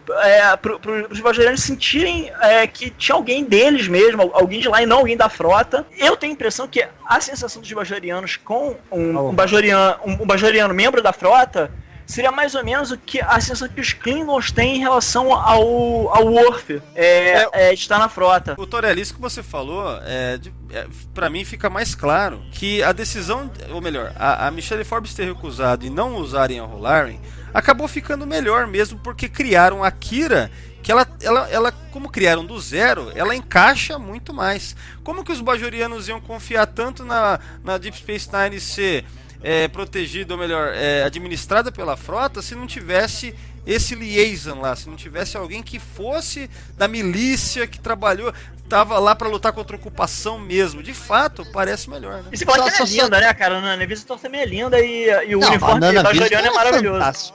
Talvez eles pudessem ter... Eles podiam ter resolvido tudo com, no primeira cena, a Ro bate a cara e tem que fazer uma plástica, né? Aí vira Nana Visitor. Eu acho que caberia sim você ter a Ro e a Kira. E elas entrando em choque. Várias vezes ia ser do caralho isso. As duas com um temperamento muito parecido. Com uma história mais parecida. Tipo assim, porra, vem cá, piranha. Tu nem em Bajor viveu. O que tá querendo falar aí, cara? Tu também é refugiada. É verdade, fica legal isso. Os 10 primeiros episódios de Deep Space Nine, a gente não vê a Kira sendo super religiosa. Muito pelo contrário, a gente vê ela batendo cabeça com o Cisco, deveria ser emissário dos profetas várias vezes, até faz um motim contra ele num episódio. Então ela vira, eles dão a religiosidade pro personagem da Kira quando chega no final da temporada. No In the Hands of the Prophets lá, né? É, In the Hands of the que Prophets. até Então, esse melhor- ponto ela não era religiosa, ela era mais Ro mesmo. Não, por Começam isso, a distanciar as duas personagens. Não, por isso que a gente vê que, na verdade, era uma Ro, sabe? Um rip-off de Ro ali mesmo. Total, né? Você vê que só vai criando mais personalidade própria com o tempo. Né? Tanto é que... O lance do cabelo no primeiro episódio já tá na cara, né, cara? Ali fica tão na cara que é puta que pariu, né? A cópia mesmo, né, cara? Só faltava a faixa vermelha. Mas tem uma referência a Ro que o O'Brien faz no primeiro episódio, o emissário, que quando o Cisco verdade. vai conhecer a Kira, o O'Brien pergunta: você já serviu com mulheres bajorianas, senhor? Fazendo uma referência a que ele tem uma experiência com a Ro que mulher bajoriana não é fácil, não. Exatamente. Eu sempre fiquei chateado porque nos anos 90 a gente não tinha o acesso à informação que a gente tem hoje. Então sempre que falavam dos Maquis eu estava esperando ver a Ro, sabe? Durante as temporadas subsequentes eu esperava ver a Ro aparecer sabendo que ela era uma Maqui. Eu esperava muito ver ela aparecer e foi uma coisa que nunca se realizou. Você sabe que eu tava vendo aqui uma curiosidade, cara. Era pra ter... Parece que tinha uma ideia pra um episódio da Voyager que ia mostrar um flashback no qual ia mostrar que a Ro Laren serviu na academia com o Tom Paris. Olha só. Foda. Tava vendo esses dias aí. Nunca aconteceu, obviamente. Mas é algo aí que provavelmente eu imagino, cara, que na sala de roteiristas... Agora pra mim é canon isso, cara. Na minha cabeça isso aconteceu. Foda-se. Nossa, isso Agora virou canon de 10. Isso aí pra mim é muito mais canon do que qualquer episódio da Discovery até agora, cara. Mas você sabe que eu tenho uma certa coisa por causa que a Voyager só ganhou um episódio de flashback dos seus personagens, que foi o do Capitão Sulu, com o Tuvok. Agora, as outras séries... Que inclusive a gente leva sabe, esse nome, né? Eu sei a carreira praticamente de todo mundo da Frota Estelar, por causa que teve vários episódios de flashback da carreira do Hiker, da carreira do Picard, da carreira do Kirk, da carreira do Spock, da carreira do Jonathan Archer, mas o pessoal de Voyager não teve esse flashback. Eu sei a carreira da Ro, melhor do que eu sei a carreira, por exemplo, do Tom Paris, da Janeway. Não, peraí, mas peraí, da Janeway, por exemplo, a gente tem vários diálogos espalhados que tem vão lançando. Diálogos falando, mas a gente não tem aquele episódio dela lembrando, como a gente tem, por exemplo, do Picard como Alferes. O máximo de flashback bacana que a gente tem da Janeway é naquele Relativity, né, quando mostra antes do lançamento da Voyager, ela vai visitar a nave e tal. Não, flashback, aquilo é tipo um dia antes do primeiro episódio.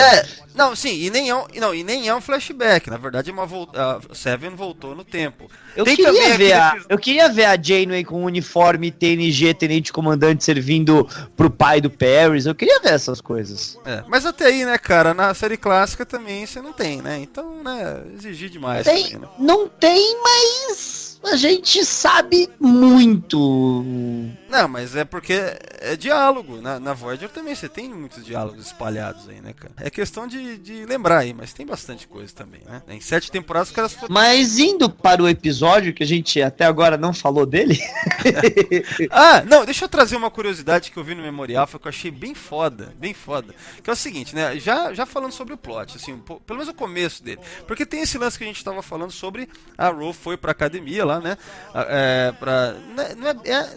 Não é bem na academia, né? Mas é um treinamento da Frota Estelar que ela recebe, que é de tático, né? Tático avançado, um bagulho assim, né, cara? Que ela fica ali, dá pra entender que ela ficou cerca de 1 ano, ou seja, o último ano, sei lá se é 1 ano, não ficou 1 ano. Eles falam, ela ficou 1 ano treinando na frota. A Troy fala com ela no bar sobre isso. Eu não lembro se ela fala que faz 1 ano, mas a questão é que na série fazia mais de 1 ano que ela não aparecia. Então dá pra supor que deve ter sido mesmo 1 ano, né? Eu não lembro se ela fala exatamente 1 ano. Mas enfim, a questão é que parece que o planejamento dos roteiristas, dos produtores, né? É que... O que acontece? Porque quando ela fala, tem uma hora que ela fala que o instrutor dela, desse tático avançado aí, ele se juntou aos Maquis. Vocês lembram desse diálogo que ela fala isso? porque eu acho que é o Picard que quando diz pra ela sobre os maquis, pergunta, aí ela fala, não, sei, tanto é que esse instrutor virou maqui e tal. Isso aí era pra ser uma referência, parece, ao fato de que esse instrutor era pra ser o Chakotay, porque o Chakotay se junta aos maquis e ele era da frota, né? E parece que é o seguinte, isso parece que foi descreditado como sendo algo que fosse cânone, porque no episódio In The Flash, o Chakotay fala que ele saiu, né, ele saiu da frota e tal, no ano de 2368, e esse episódio aqui, ele meio que coloca que o treinamento da Ro foi entre 69 e 70. Esse Preemptive Strike se passa em 2370, né? Então no In The Flash lá já não dá para encaixar mais, mas até então parece que estava no site oficial, no StarTrek.com, constava que esse instrutor era mesmo Chakotay, né? Então essa é uma questão do cânone que ficou meio cinza, já não encaixa mais. Mas eu achei bem interessante. E faz um certo sentido porque o Chakotay estava na academia da frota, né, nessa época, né? Ele fala isso, né? Ele não tava em nenhuma nave alotada, ele tava na frota estelar. Ele não tava em nenhuma nave, ele tava na frota, né? E ele largou e era instrutor. Aqui. Então, ele era instrutor mesmo, né? Então isso aí é muito interessante se tivesse mantido. Vacilo, porque se tivesse mantido, seria muito foda. O Chakotay era instrutor, mas ela tava no treinamento tático avançado e ele era antropólogo, gente. Então, mas o lance do antropólogo também foi uma informação que veio depois, né? Você vê que, na verdade, eles foram acrescentando informações. No comecinho da Voz, você não tinha nada desse lance de interesse, não, cara. Isso aí foi depois, vocês lembram disso, né? Foi depois que foi acrescentando isso aí, né? Eles têm aquele episódio que eles vão por um planeta que tá todo mundo mumificado e ele fala que é antropólogo e não quer deixar examinarem os caras. É um daqueles É um episódio merda do Harry King. É um episódio merda do Harry King. O Harry King ele é uma das vezes que o Harry King morre e volta, né? Porque isso acontece. Nossa, uma das vezes, cara, que saco pro Harry King. Cara, e o pior é que ele nem precisava ter mandado esse H de antropólogo, porque isso é um problema real que existe com os índios americanos, e quando você tá fazendo o pessoal acha um fóssil de um humano, um paleoíndio, né? Os índios, eles ficam em cima, cara, pra não mexerem nos ossos, porque eles consideram como se fosse um parente deles, sabe? Teria sido muito mais interessante, inclusive, ter feito essa ponte com isso do que o cara da carteirada de antropólogo. mas eu acho legal, cara. Meu interesse pelo Chakotay morre na terceira temporada, porque pra mim, depois que tem todo aquele negócio dele com a espiã cardassiana, com a Seska. Caçamba. Seska. Com a Seska. Meio que o personagem dele começa a perder o interesse, que ele vira, sei lá, o criado da Janeway, ele parece... O meu interesse com o Chakotay acaba a partir do momento que ele aceita ser o primeiro oficial, entendeu? Acaba ali. O cara era mó líder, fudidão. Aí ele decide sentar na cadeira do primeiro oficial e ficar assim, senhora. Acabou ali meu interesse. Acabou ali. Eu falei, caralho, brother, um índio espacial, vai ser muito foda isso. O cara vai tirar escalpo dos alienígenas do caralho. Eu concordo em partes, assim. Eu também acho ele um personagem desinteressante, mas é que tem uns episódios tão fodas que chegaram a fazer com ele, tipo aquele Distant Origin, a participação dele no Scorpion, no Equinox mesmo. Mas de fato, cara, a Cut eu odeio Distant Origin. Eu odeio Distant Origin. Eu acho que aquela coisa dos dinossauros. Sério, que é isso? Os dinossauros fugiram da Terra e foram pro Atlante Delta fazer o quê? Cara, mas a mensagem, cara, a mensagem do episódio é puro Star Trek, cara. Aquilo ali é Star Trek. Aquele episódio que eu acho que o Gene Roddenberry aplaudiu de pé, cara. Lógico, o lance dos dinossauros é forçadão, né? Mas, cara, que mensagem. Puta, eu acho muito forçado. Mas enfim, hoje não é o podcast. Bom, hoje não é o podcast Chakotay. Deixa isso pra uma outra casinha.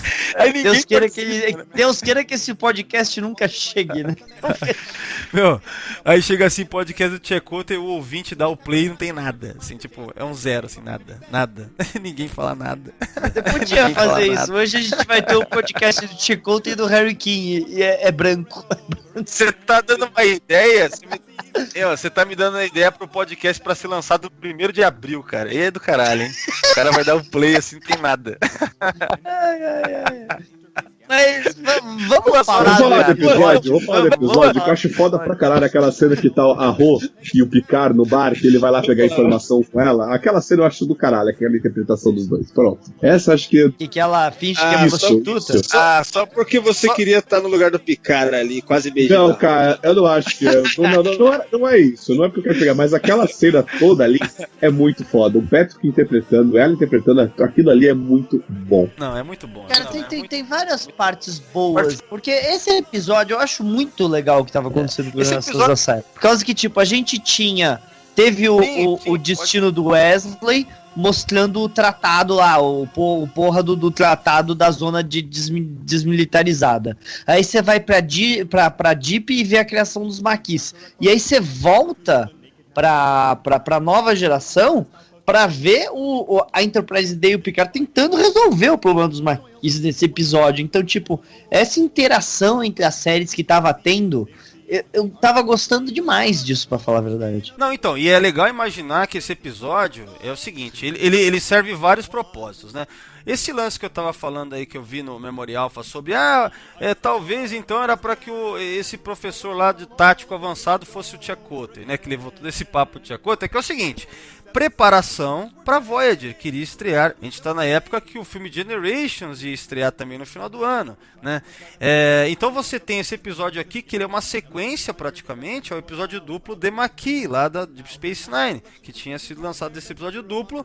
Esse aqui segue, né? Tanto é que a gente tem a participação da Almirante Nechayev, do Gul Livek. Esse aqui é bem um episódio para mostrar o que era Star Trek naquela época, lá em 94, né? Com esse lance do universo tá tão interligado. Então esse episódio, além de fazer esse trabalho que é meio de marketing, de mostrar a interligação entre as séries e tudo que estava acontecendo em Star Trek ali, né, dessa era Rick Berman, daquele momento ali, além disso consegue dar um desfecho, um grande finale para Ro, cara. Então eu acho que esse episódio ele realmente é um vencedor, sabe? Em várias frentes aí. Inclusive estabelecer talvez alguma coisa da Voyager, sabe? Aliás, talvez alguma coisa nada. A criação dos maquis no lado de produção de Star Trek foi pra Voyager. Apesar que as melhores coisas de maquis estão em Deep Space Nine, obviamente, mas era pra preparar terreno, né? Então esse episódio ele serve pra isso também.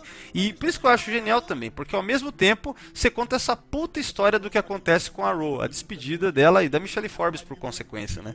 Então eu acho sensacional. Assim, é bem legal o episódio, todo aquele negócio, ver o porquê que ela tá lutando, a despedida do Hiker, que o Hiker, né, quando ela decide pros maquis, é o Hiker que tá do lado dela, e ele não tenta impedir ela, ele só deseja sorte pra ela, porque na verdade, não é que eles acham que os maquis estão errados aqui, eles têm que impedir os maquis por causa que eles são a frota, né? E é interessante você falou o Hiker, né? Você vê que tem todo um sentido do porquê ele ali. Quem que é a primeira aparição da Ro, cara, no Ensign Ro? Quem que recepciona ela lá na sala de transporte? O Riker. E quem que é o último personagem que ela vê antes de ir embora? O Maquis é o Riker, cara. Então tem tudo, cara, é muito bem pensado isso daí, cara. Se a gente tirar o Picard como uma figura de mentor e a Gaina como uma figura de mentora dela, a pessoa mais próxima que ela tinha na Enterprise era o Hiker. Por mais que eles não se dessem, era o Hiker. Não, tanto é que você tem no Conundrum, né, que mostra esse lado íntimo sexual que rolou ali também. Então você vê como que, cara, é muito legal. Isso, só faltou mesmo, cara, pra ficar perfeito tinha que ter a Gaina, né? Não teve, mas faltou, digamos ali, né? Mas o episódio é tão bom que acho que reclamar disso nem cabe muito, sabe? Sabendo o futuro da franquia e sabendo que o irmão do Hiker seria um Maquis e ela também, vocês não acham que um episódio mostrando que os dois são um casal Maquis no futuro, Thomas Hiker e Ro, não teria sido legal? Eu acho que vocês estão pensando em casal demais. Fernando, você quer casar, Fernando? Pra que casar os caras, mano? Deixa os caras, mano. Caralho. Vamos deixar claro. Pariu, mano. Cacete, quer casar? Final... Eu acho que final feliz é uma coisa muito legal pra botar em seriado, porque na vida real isso é puta mentira. Isso não acontece. Então, mas eu quero acreditar, então. Não, mas olha só, uma coisa que o Fernando falou, imagina, olha só, eu acabei de pensar nisso agora. Vou vender essa ideia pros caras, hein? Olha aí. Meu, imagina se naquela época tivessem feito tipo, a Ro e o Tom McKees, meio tipo Bonnie e Clyde, cara, no espaço lá, cara. Ia ser um negócio muito louco. De fato, esse casal ia ser um negócio muito louco. Ou então que nem aquele filme Assassinos por Natureza. Manja, aquela porra louquice. Sim. Entendeu? Eles são maquis, eles estão... então assim, de fato, quando casal não significa que tem que ser amorzinho o tempo inteiro. Mas se Não, fosse mas pelo... isso poderia ter sido uma coisa muito louca. Imagina o Hiker de verdade em Jeep tendo que caçar o Thomas Hiker e a Ro. Então ele junto com a Kira tendo que ir atrás e aprender o Thomas Hiker e a Ro, cara. Vacilo, cara. De verdade ou não, cara? Os dois são Hikers, os dois são de verdade, porra. Tem o Will Hiker e o Thomas Hiker. Sim, mas os dois são de verdade, cara. O cara não é um clone, não. É o irmão gêmeo dele. Cara, mas não precisaria ser também um casal. Poderia ser só normal, porque você imaginou, se não seria a Ro, Thomas Hiker estrelando o casal 20 nas estrelas, né, minha gente? Calma, Não, né? mas olha só. O Fernando, não sei se você reparou o potencial, assim, o grande lance até de metalinguagem que rola nessa perseguição. Porque veja bem, o Hiker e a Kira perseguirem a Ro e o Tom, pensa bem, o Tom é cópia do Riker, certo? E a Kira, na vida real, assim, do lado de produção, uma cópia da Ro, cara. Ia ser uma história fodida isso. E são os dois que ficaram do lado da frota, quanto a versão deles que ficaram do lado dos maquis, cara. Ia ser... Quem que vai conseguir ser mais inteligente que quem, né? Seria um episódio foda, confesso. Seria um episódio foda. Fala com o Torelli. Torelli, faz esse gibi um dia, cara. Tem que rolar isso aí. Aliás, falando em gibi, eu tenho gibis de Deep Space Nine pós o What We Leave Behind, né, o último episódio, que tem a Rolaren nos gibis. Ah, não, a gente pode falar sobre isso depois um pouco, que eu andei lendo sobre o que foi feito, né, em livros e tal, né. A Rolaren, ela vira a estação é destruída a partir de um ponto, é construída outra, na qual ela é capitã já, ela é o cisco da parada ali, digamos. Ela que manda em tudo, né? No futuro ali, pós What You Leave Behind, bem depois, né? Rola esse lance aí. Mas enfim, vamos voltar um pouco aqui pro... Então vamos lá, Preemptive Strike, então. Eu acho muito legal porque todo o lance dela se voltar, digamos, a virar uma Maquis, você vê como que a coisa é feita, com uma construção, né, cara? Não é de qualquer maneira. Ela faz com certo pesar, né, cara? Ela se sente culpada, sabe? Ela quando ela conversa, nessa conversa que o Thiago tinha falado, né, que é muito legal lá no bar, sabe, os dois ali, e o Picard já vê que ela tá diferente, né, o que aconteceu com você, né, e tal. Então, você vê como que é gradativo, né, o lance dela mudar de lado.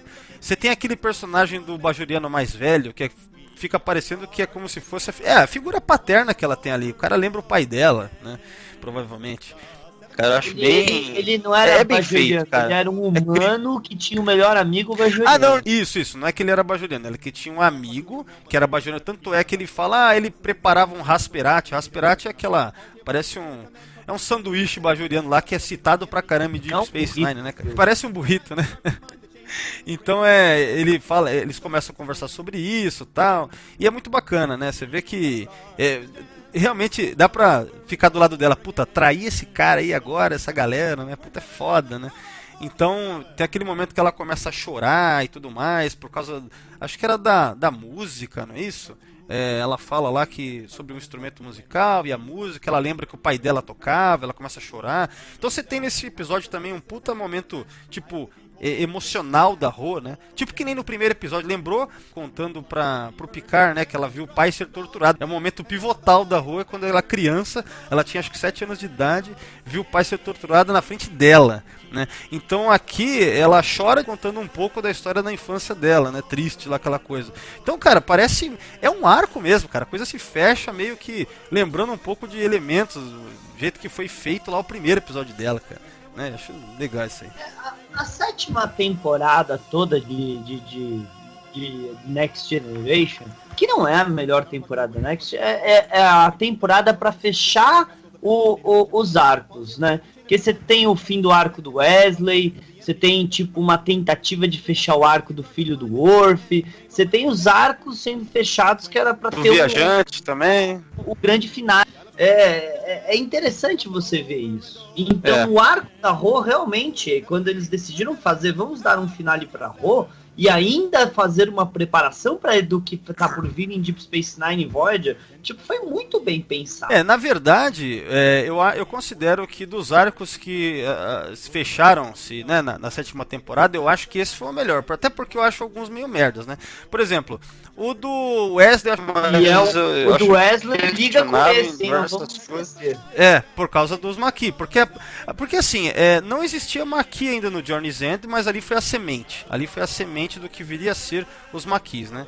Aqueles colonos, eles já estão lá. É a tribo de índios americanos espaciais sendo expulsos. Depois que eles vão se dar o nome de Maquis. Sim, mas em honra àquela primeira tribo, né? Exatamente. Ali é a semente do que vão ser os Maquis. Mas na sétima temporada, por exemplo, você citou, por exemplo, do Alexander, né? Foda-se, aquele fechamento, qualquer coisa, né? Você tem um pouco até daquele vilão da primeira temporada do Picard lá, o Damon Bock, lá que tinha pra ele reaparece também, mas uma participação pífia, né? Você tem... O primeiro episódio da sétima temporada é pra fechar o arco do lore. Sim, que é uma porcaria. Quer dizer, eu não gosto, cara. Aquele Descent lá. Não, e tem o Rio, né? O Rio também aparece, mas de uma forma meio cagada, né? Então, assim, na minha opinião, quem se beneficiou de verdade num fechamento decente mesmo, né? Tirando o Kill, né? O Kill também, vamos dizer assim, porque ele All Good Things é muito bom de verdade, né? Mas a Ro realmente nem parece que é a sétima temporada, né? Tipo, é que nem Lower Decks, nem parece que é a sétima temporada, né? Mas no futuro, no final a gente vê que foram 8 episódios bem fechados neles. Você contaram a história de uma personagem que evoluiu e que no final das contas viu que o futuro dela não era a Frota Estelar. E o legal é que é feito de forma natural, cara. Coisa que, sabe, bem planejadinha mesmo. Bem atuado, escrito, não é jogado, sabe? Então, incrível, né? É muito bom, cara. Eu lembro que a primeira vez que eu vi, eu não tinha spoiler disso, eu nem sabia que isso ia acontecer, né? Então eu tomei realmente a surpresa, assim, e achei muito bem feito, cara. Eu ia comentar um lance, eu esqueci agora. Mas enfim, continuem aí, galera. Se vocês quiserem acrescentar mais alguma coisa sobre esse aí. Não, eu sou isso mesmo, eu já falei tudo que eu te falar. A despedida dela, eu gostei. A cena dos dois do Picard ali é uma coisa que me marca muito no episódio, né? Mas de resto é isso que a gente vai falar. Legal. Bom, então a gente fechou aí, né, cara? Só pra concluir, então, esse é o último podcast do ano, né? Então, e eu não queria que passasse batido pelo fato, né, de ser o 30º aniversário da série. Então esse tema desde que eu criei esse podcast, eu pensei que um dia eu ia fazer. Então está aqui, né? Pra mim é um prazer falar de Rolaren, ter feito esse intercom com vocês aí foi ótimo, né, cara? Discutir a personagem. E claro, né, obviamente que em outros podcasts futuros vai aparecer de novo, por alguma razão. Eu ainda vou fazer algum sessão 31 analisando um desses episódios. Assim como tem o do Conundrum, né, eu ainda pretendo fazer dos outros, principalmente o primeiro e esse último, né, que eu acho que são os principais, né. Então, é isso aí. Muito legal.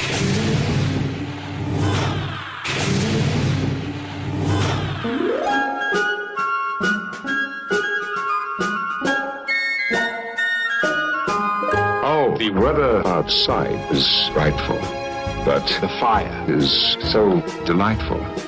And since we've no place to go, make it so, make it so, make it so. Bom, galera, estamos encerrando o podcast de hoje. Sendo assim, eu vou me despedir de vocês, tá? Então, um por um. Aí vocês fiquem à vontade, né? Como sempre, deem os seus recados, caso vocês tenham recados, tá? Vou começar com o Torelli. Cara, valeu, obrigado mais uma vez pela participação e até a próxima. Curtam lá, cara, Reguladores no Facebook. Tô com um gibi novo pra sair aí. Camarada do Jefferson Trindade tá desenhando. Se puderem dar uma olhada lá, maneiro. Mas, cara, faz o gibi lá do Thomas Hiker e da Rolaren fugindo. Cara, o problema de eu perder tempo com isso é que eu posso terminar sendo processado pela Paramount. Ela tá bom de tá boa de processo. Muito legal, valeu, Torelli. Bom, então, Fernando, é isso aí, cara, valeu.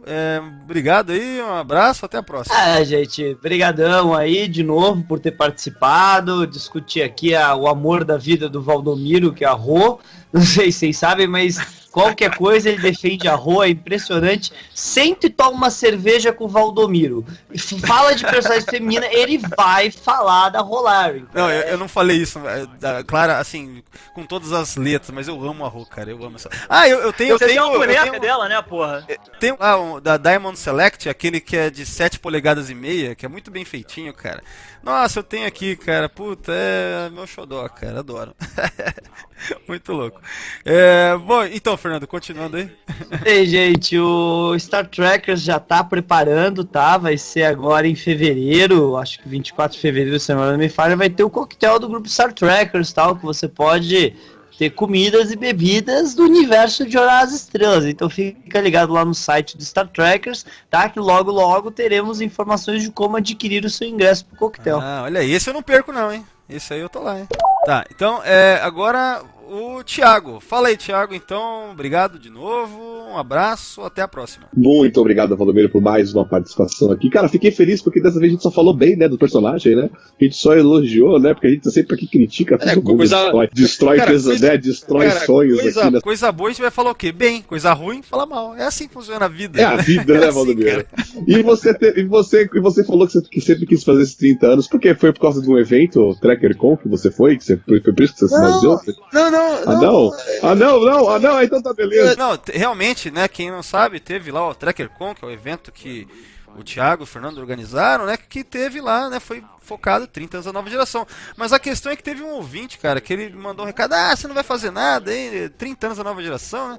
Aí eu não ia fazer 30 anos da nova geração, prefiro pegar um aspecto da série e, né, comentar, né, mas aí fica sendo algo comemorativo. Sim, eu acho que você pegou um ponto bem específico da série que representa muito bem o que foi a nova geração, sabe, de construção de personagem. Apesar de ter sido curto, acho que a Rô é um personagem muito bom da nova geração. Você fez uma boa escolha, obrigado por ter chamado para fazer essa participação. Os ouvintes aí, se quiserem escutarem mais também aí sobre o Diário do Capitão, não esqueçam, o Diário do Capitão aí com vídeos. E Valdomiro, todos os vídeos que você participou já estão online, tá? Com você bêbado falando da mal de Discovery, já está lá. Olha aí! Então aí, ó. O pessoal aí que quiser curtir, sai no Diário do Capitão. Como eu falei, coisa boa a gente fala bem, coisa ruim a gente fala mal, é como eu disse. Mas não tem problema, porque o mais sóbrio da roda era você, né? E gostaria de agradecer aí. Fernando, para de rir que você se entrega, meu amigo. Para de rir. E eu acho que é isso aí, Valdomiro. Muito obrigado, até a próxima e engage. Ó, como o Thiago e o Fernando são muito ruins de jabá, cara, pô, dou a chance pros caras esquecem. Eu vou ter que fazer propaganda pra eles. Os dois estiveram num TikCast, acho que é esse, vocês vão falar aí melhor. É um podcast que vocês participaram. Vocês vão falar agora sobre isso aí. Eu vou deixar o link no post desse aqui também. Vocês falaram sobre The Orville, né? Falem sobre isso, porra, agora é a hora. Porque a gente fez uma participação muito especial. O Fernando aí me convidou, né, pelo rapaz. Qual que é o nome do rapaz, Fernando? É o Jorge. O Jorge convidou e a gente falou, cara, muito bem da série. Não teve reclamação, Valdomiro. Você acredita nisso? Não, eu ouvi até metade, eu não ouvi inteiro. Tava muito bom, cara, o papo de vocês lá. Tava muito bom mesmo. Série boa, nego falou o quê? Bem, né? Normal. Fala bem, cara. Então, normal. Assistam. Na verdade, lá o TikCast, né, do site Nerd Trip, lá, o Jorge Cardoso convidou. A gente falou sobre Orville, a gente deu até uma batida em Discovery, mas a gente falou sobre Orville, foi bem legal. E, na verdade, essa semana entrou ao ar o último que eu gravei lá com os caras, que foi falando sobre Star Wars The Last Jedi. E eu vou falar que eu não falei bem, não. Rapaz, eu preciso... Não, peraí, mas aí segue de novo, é muito simples, coisa boa, fala como? Bem, coisa ruim, cara, merece apanhar mesmo, tá certo, Fernando? Vou ouvir, já vou procurar esse negócio. Já que você falou, eu tô com o assunto, eu posso falar e eu vou falar agora. Eu e o Fernando gravamos um vídeo também de The Orville. Cara, a gente gravou um vídeo pra falar The Orville, então olha lá no YouTube que já tá no ar. Mas sabe o que é o mais engraçado? A gente tava gravando de The Orville, o filho da puta vai falar mal de Star Wars, cara. Eu quase joguei ele da câmera, cara, sabe? Falei, pô, fica quieto, é The Orville, porra. O cara não tá se aguentando, né, cara? Mas tá foda mesmo, cara. Tá difícil mesmo. Tá, chega dessa merda. Bom, e pessoal, né, como sempre, acompanhem o Sessão 31 nas redes sociais. Procurem lá, Facebook, tem o grupo e a página, Twitter, @Secal31, no Instagram também e no Google+. Bom, eu agradeço a todos que estão ouvindo aí e... the lights turned way down low. Make it so. Make it so. Make it so.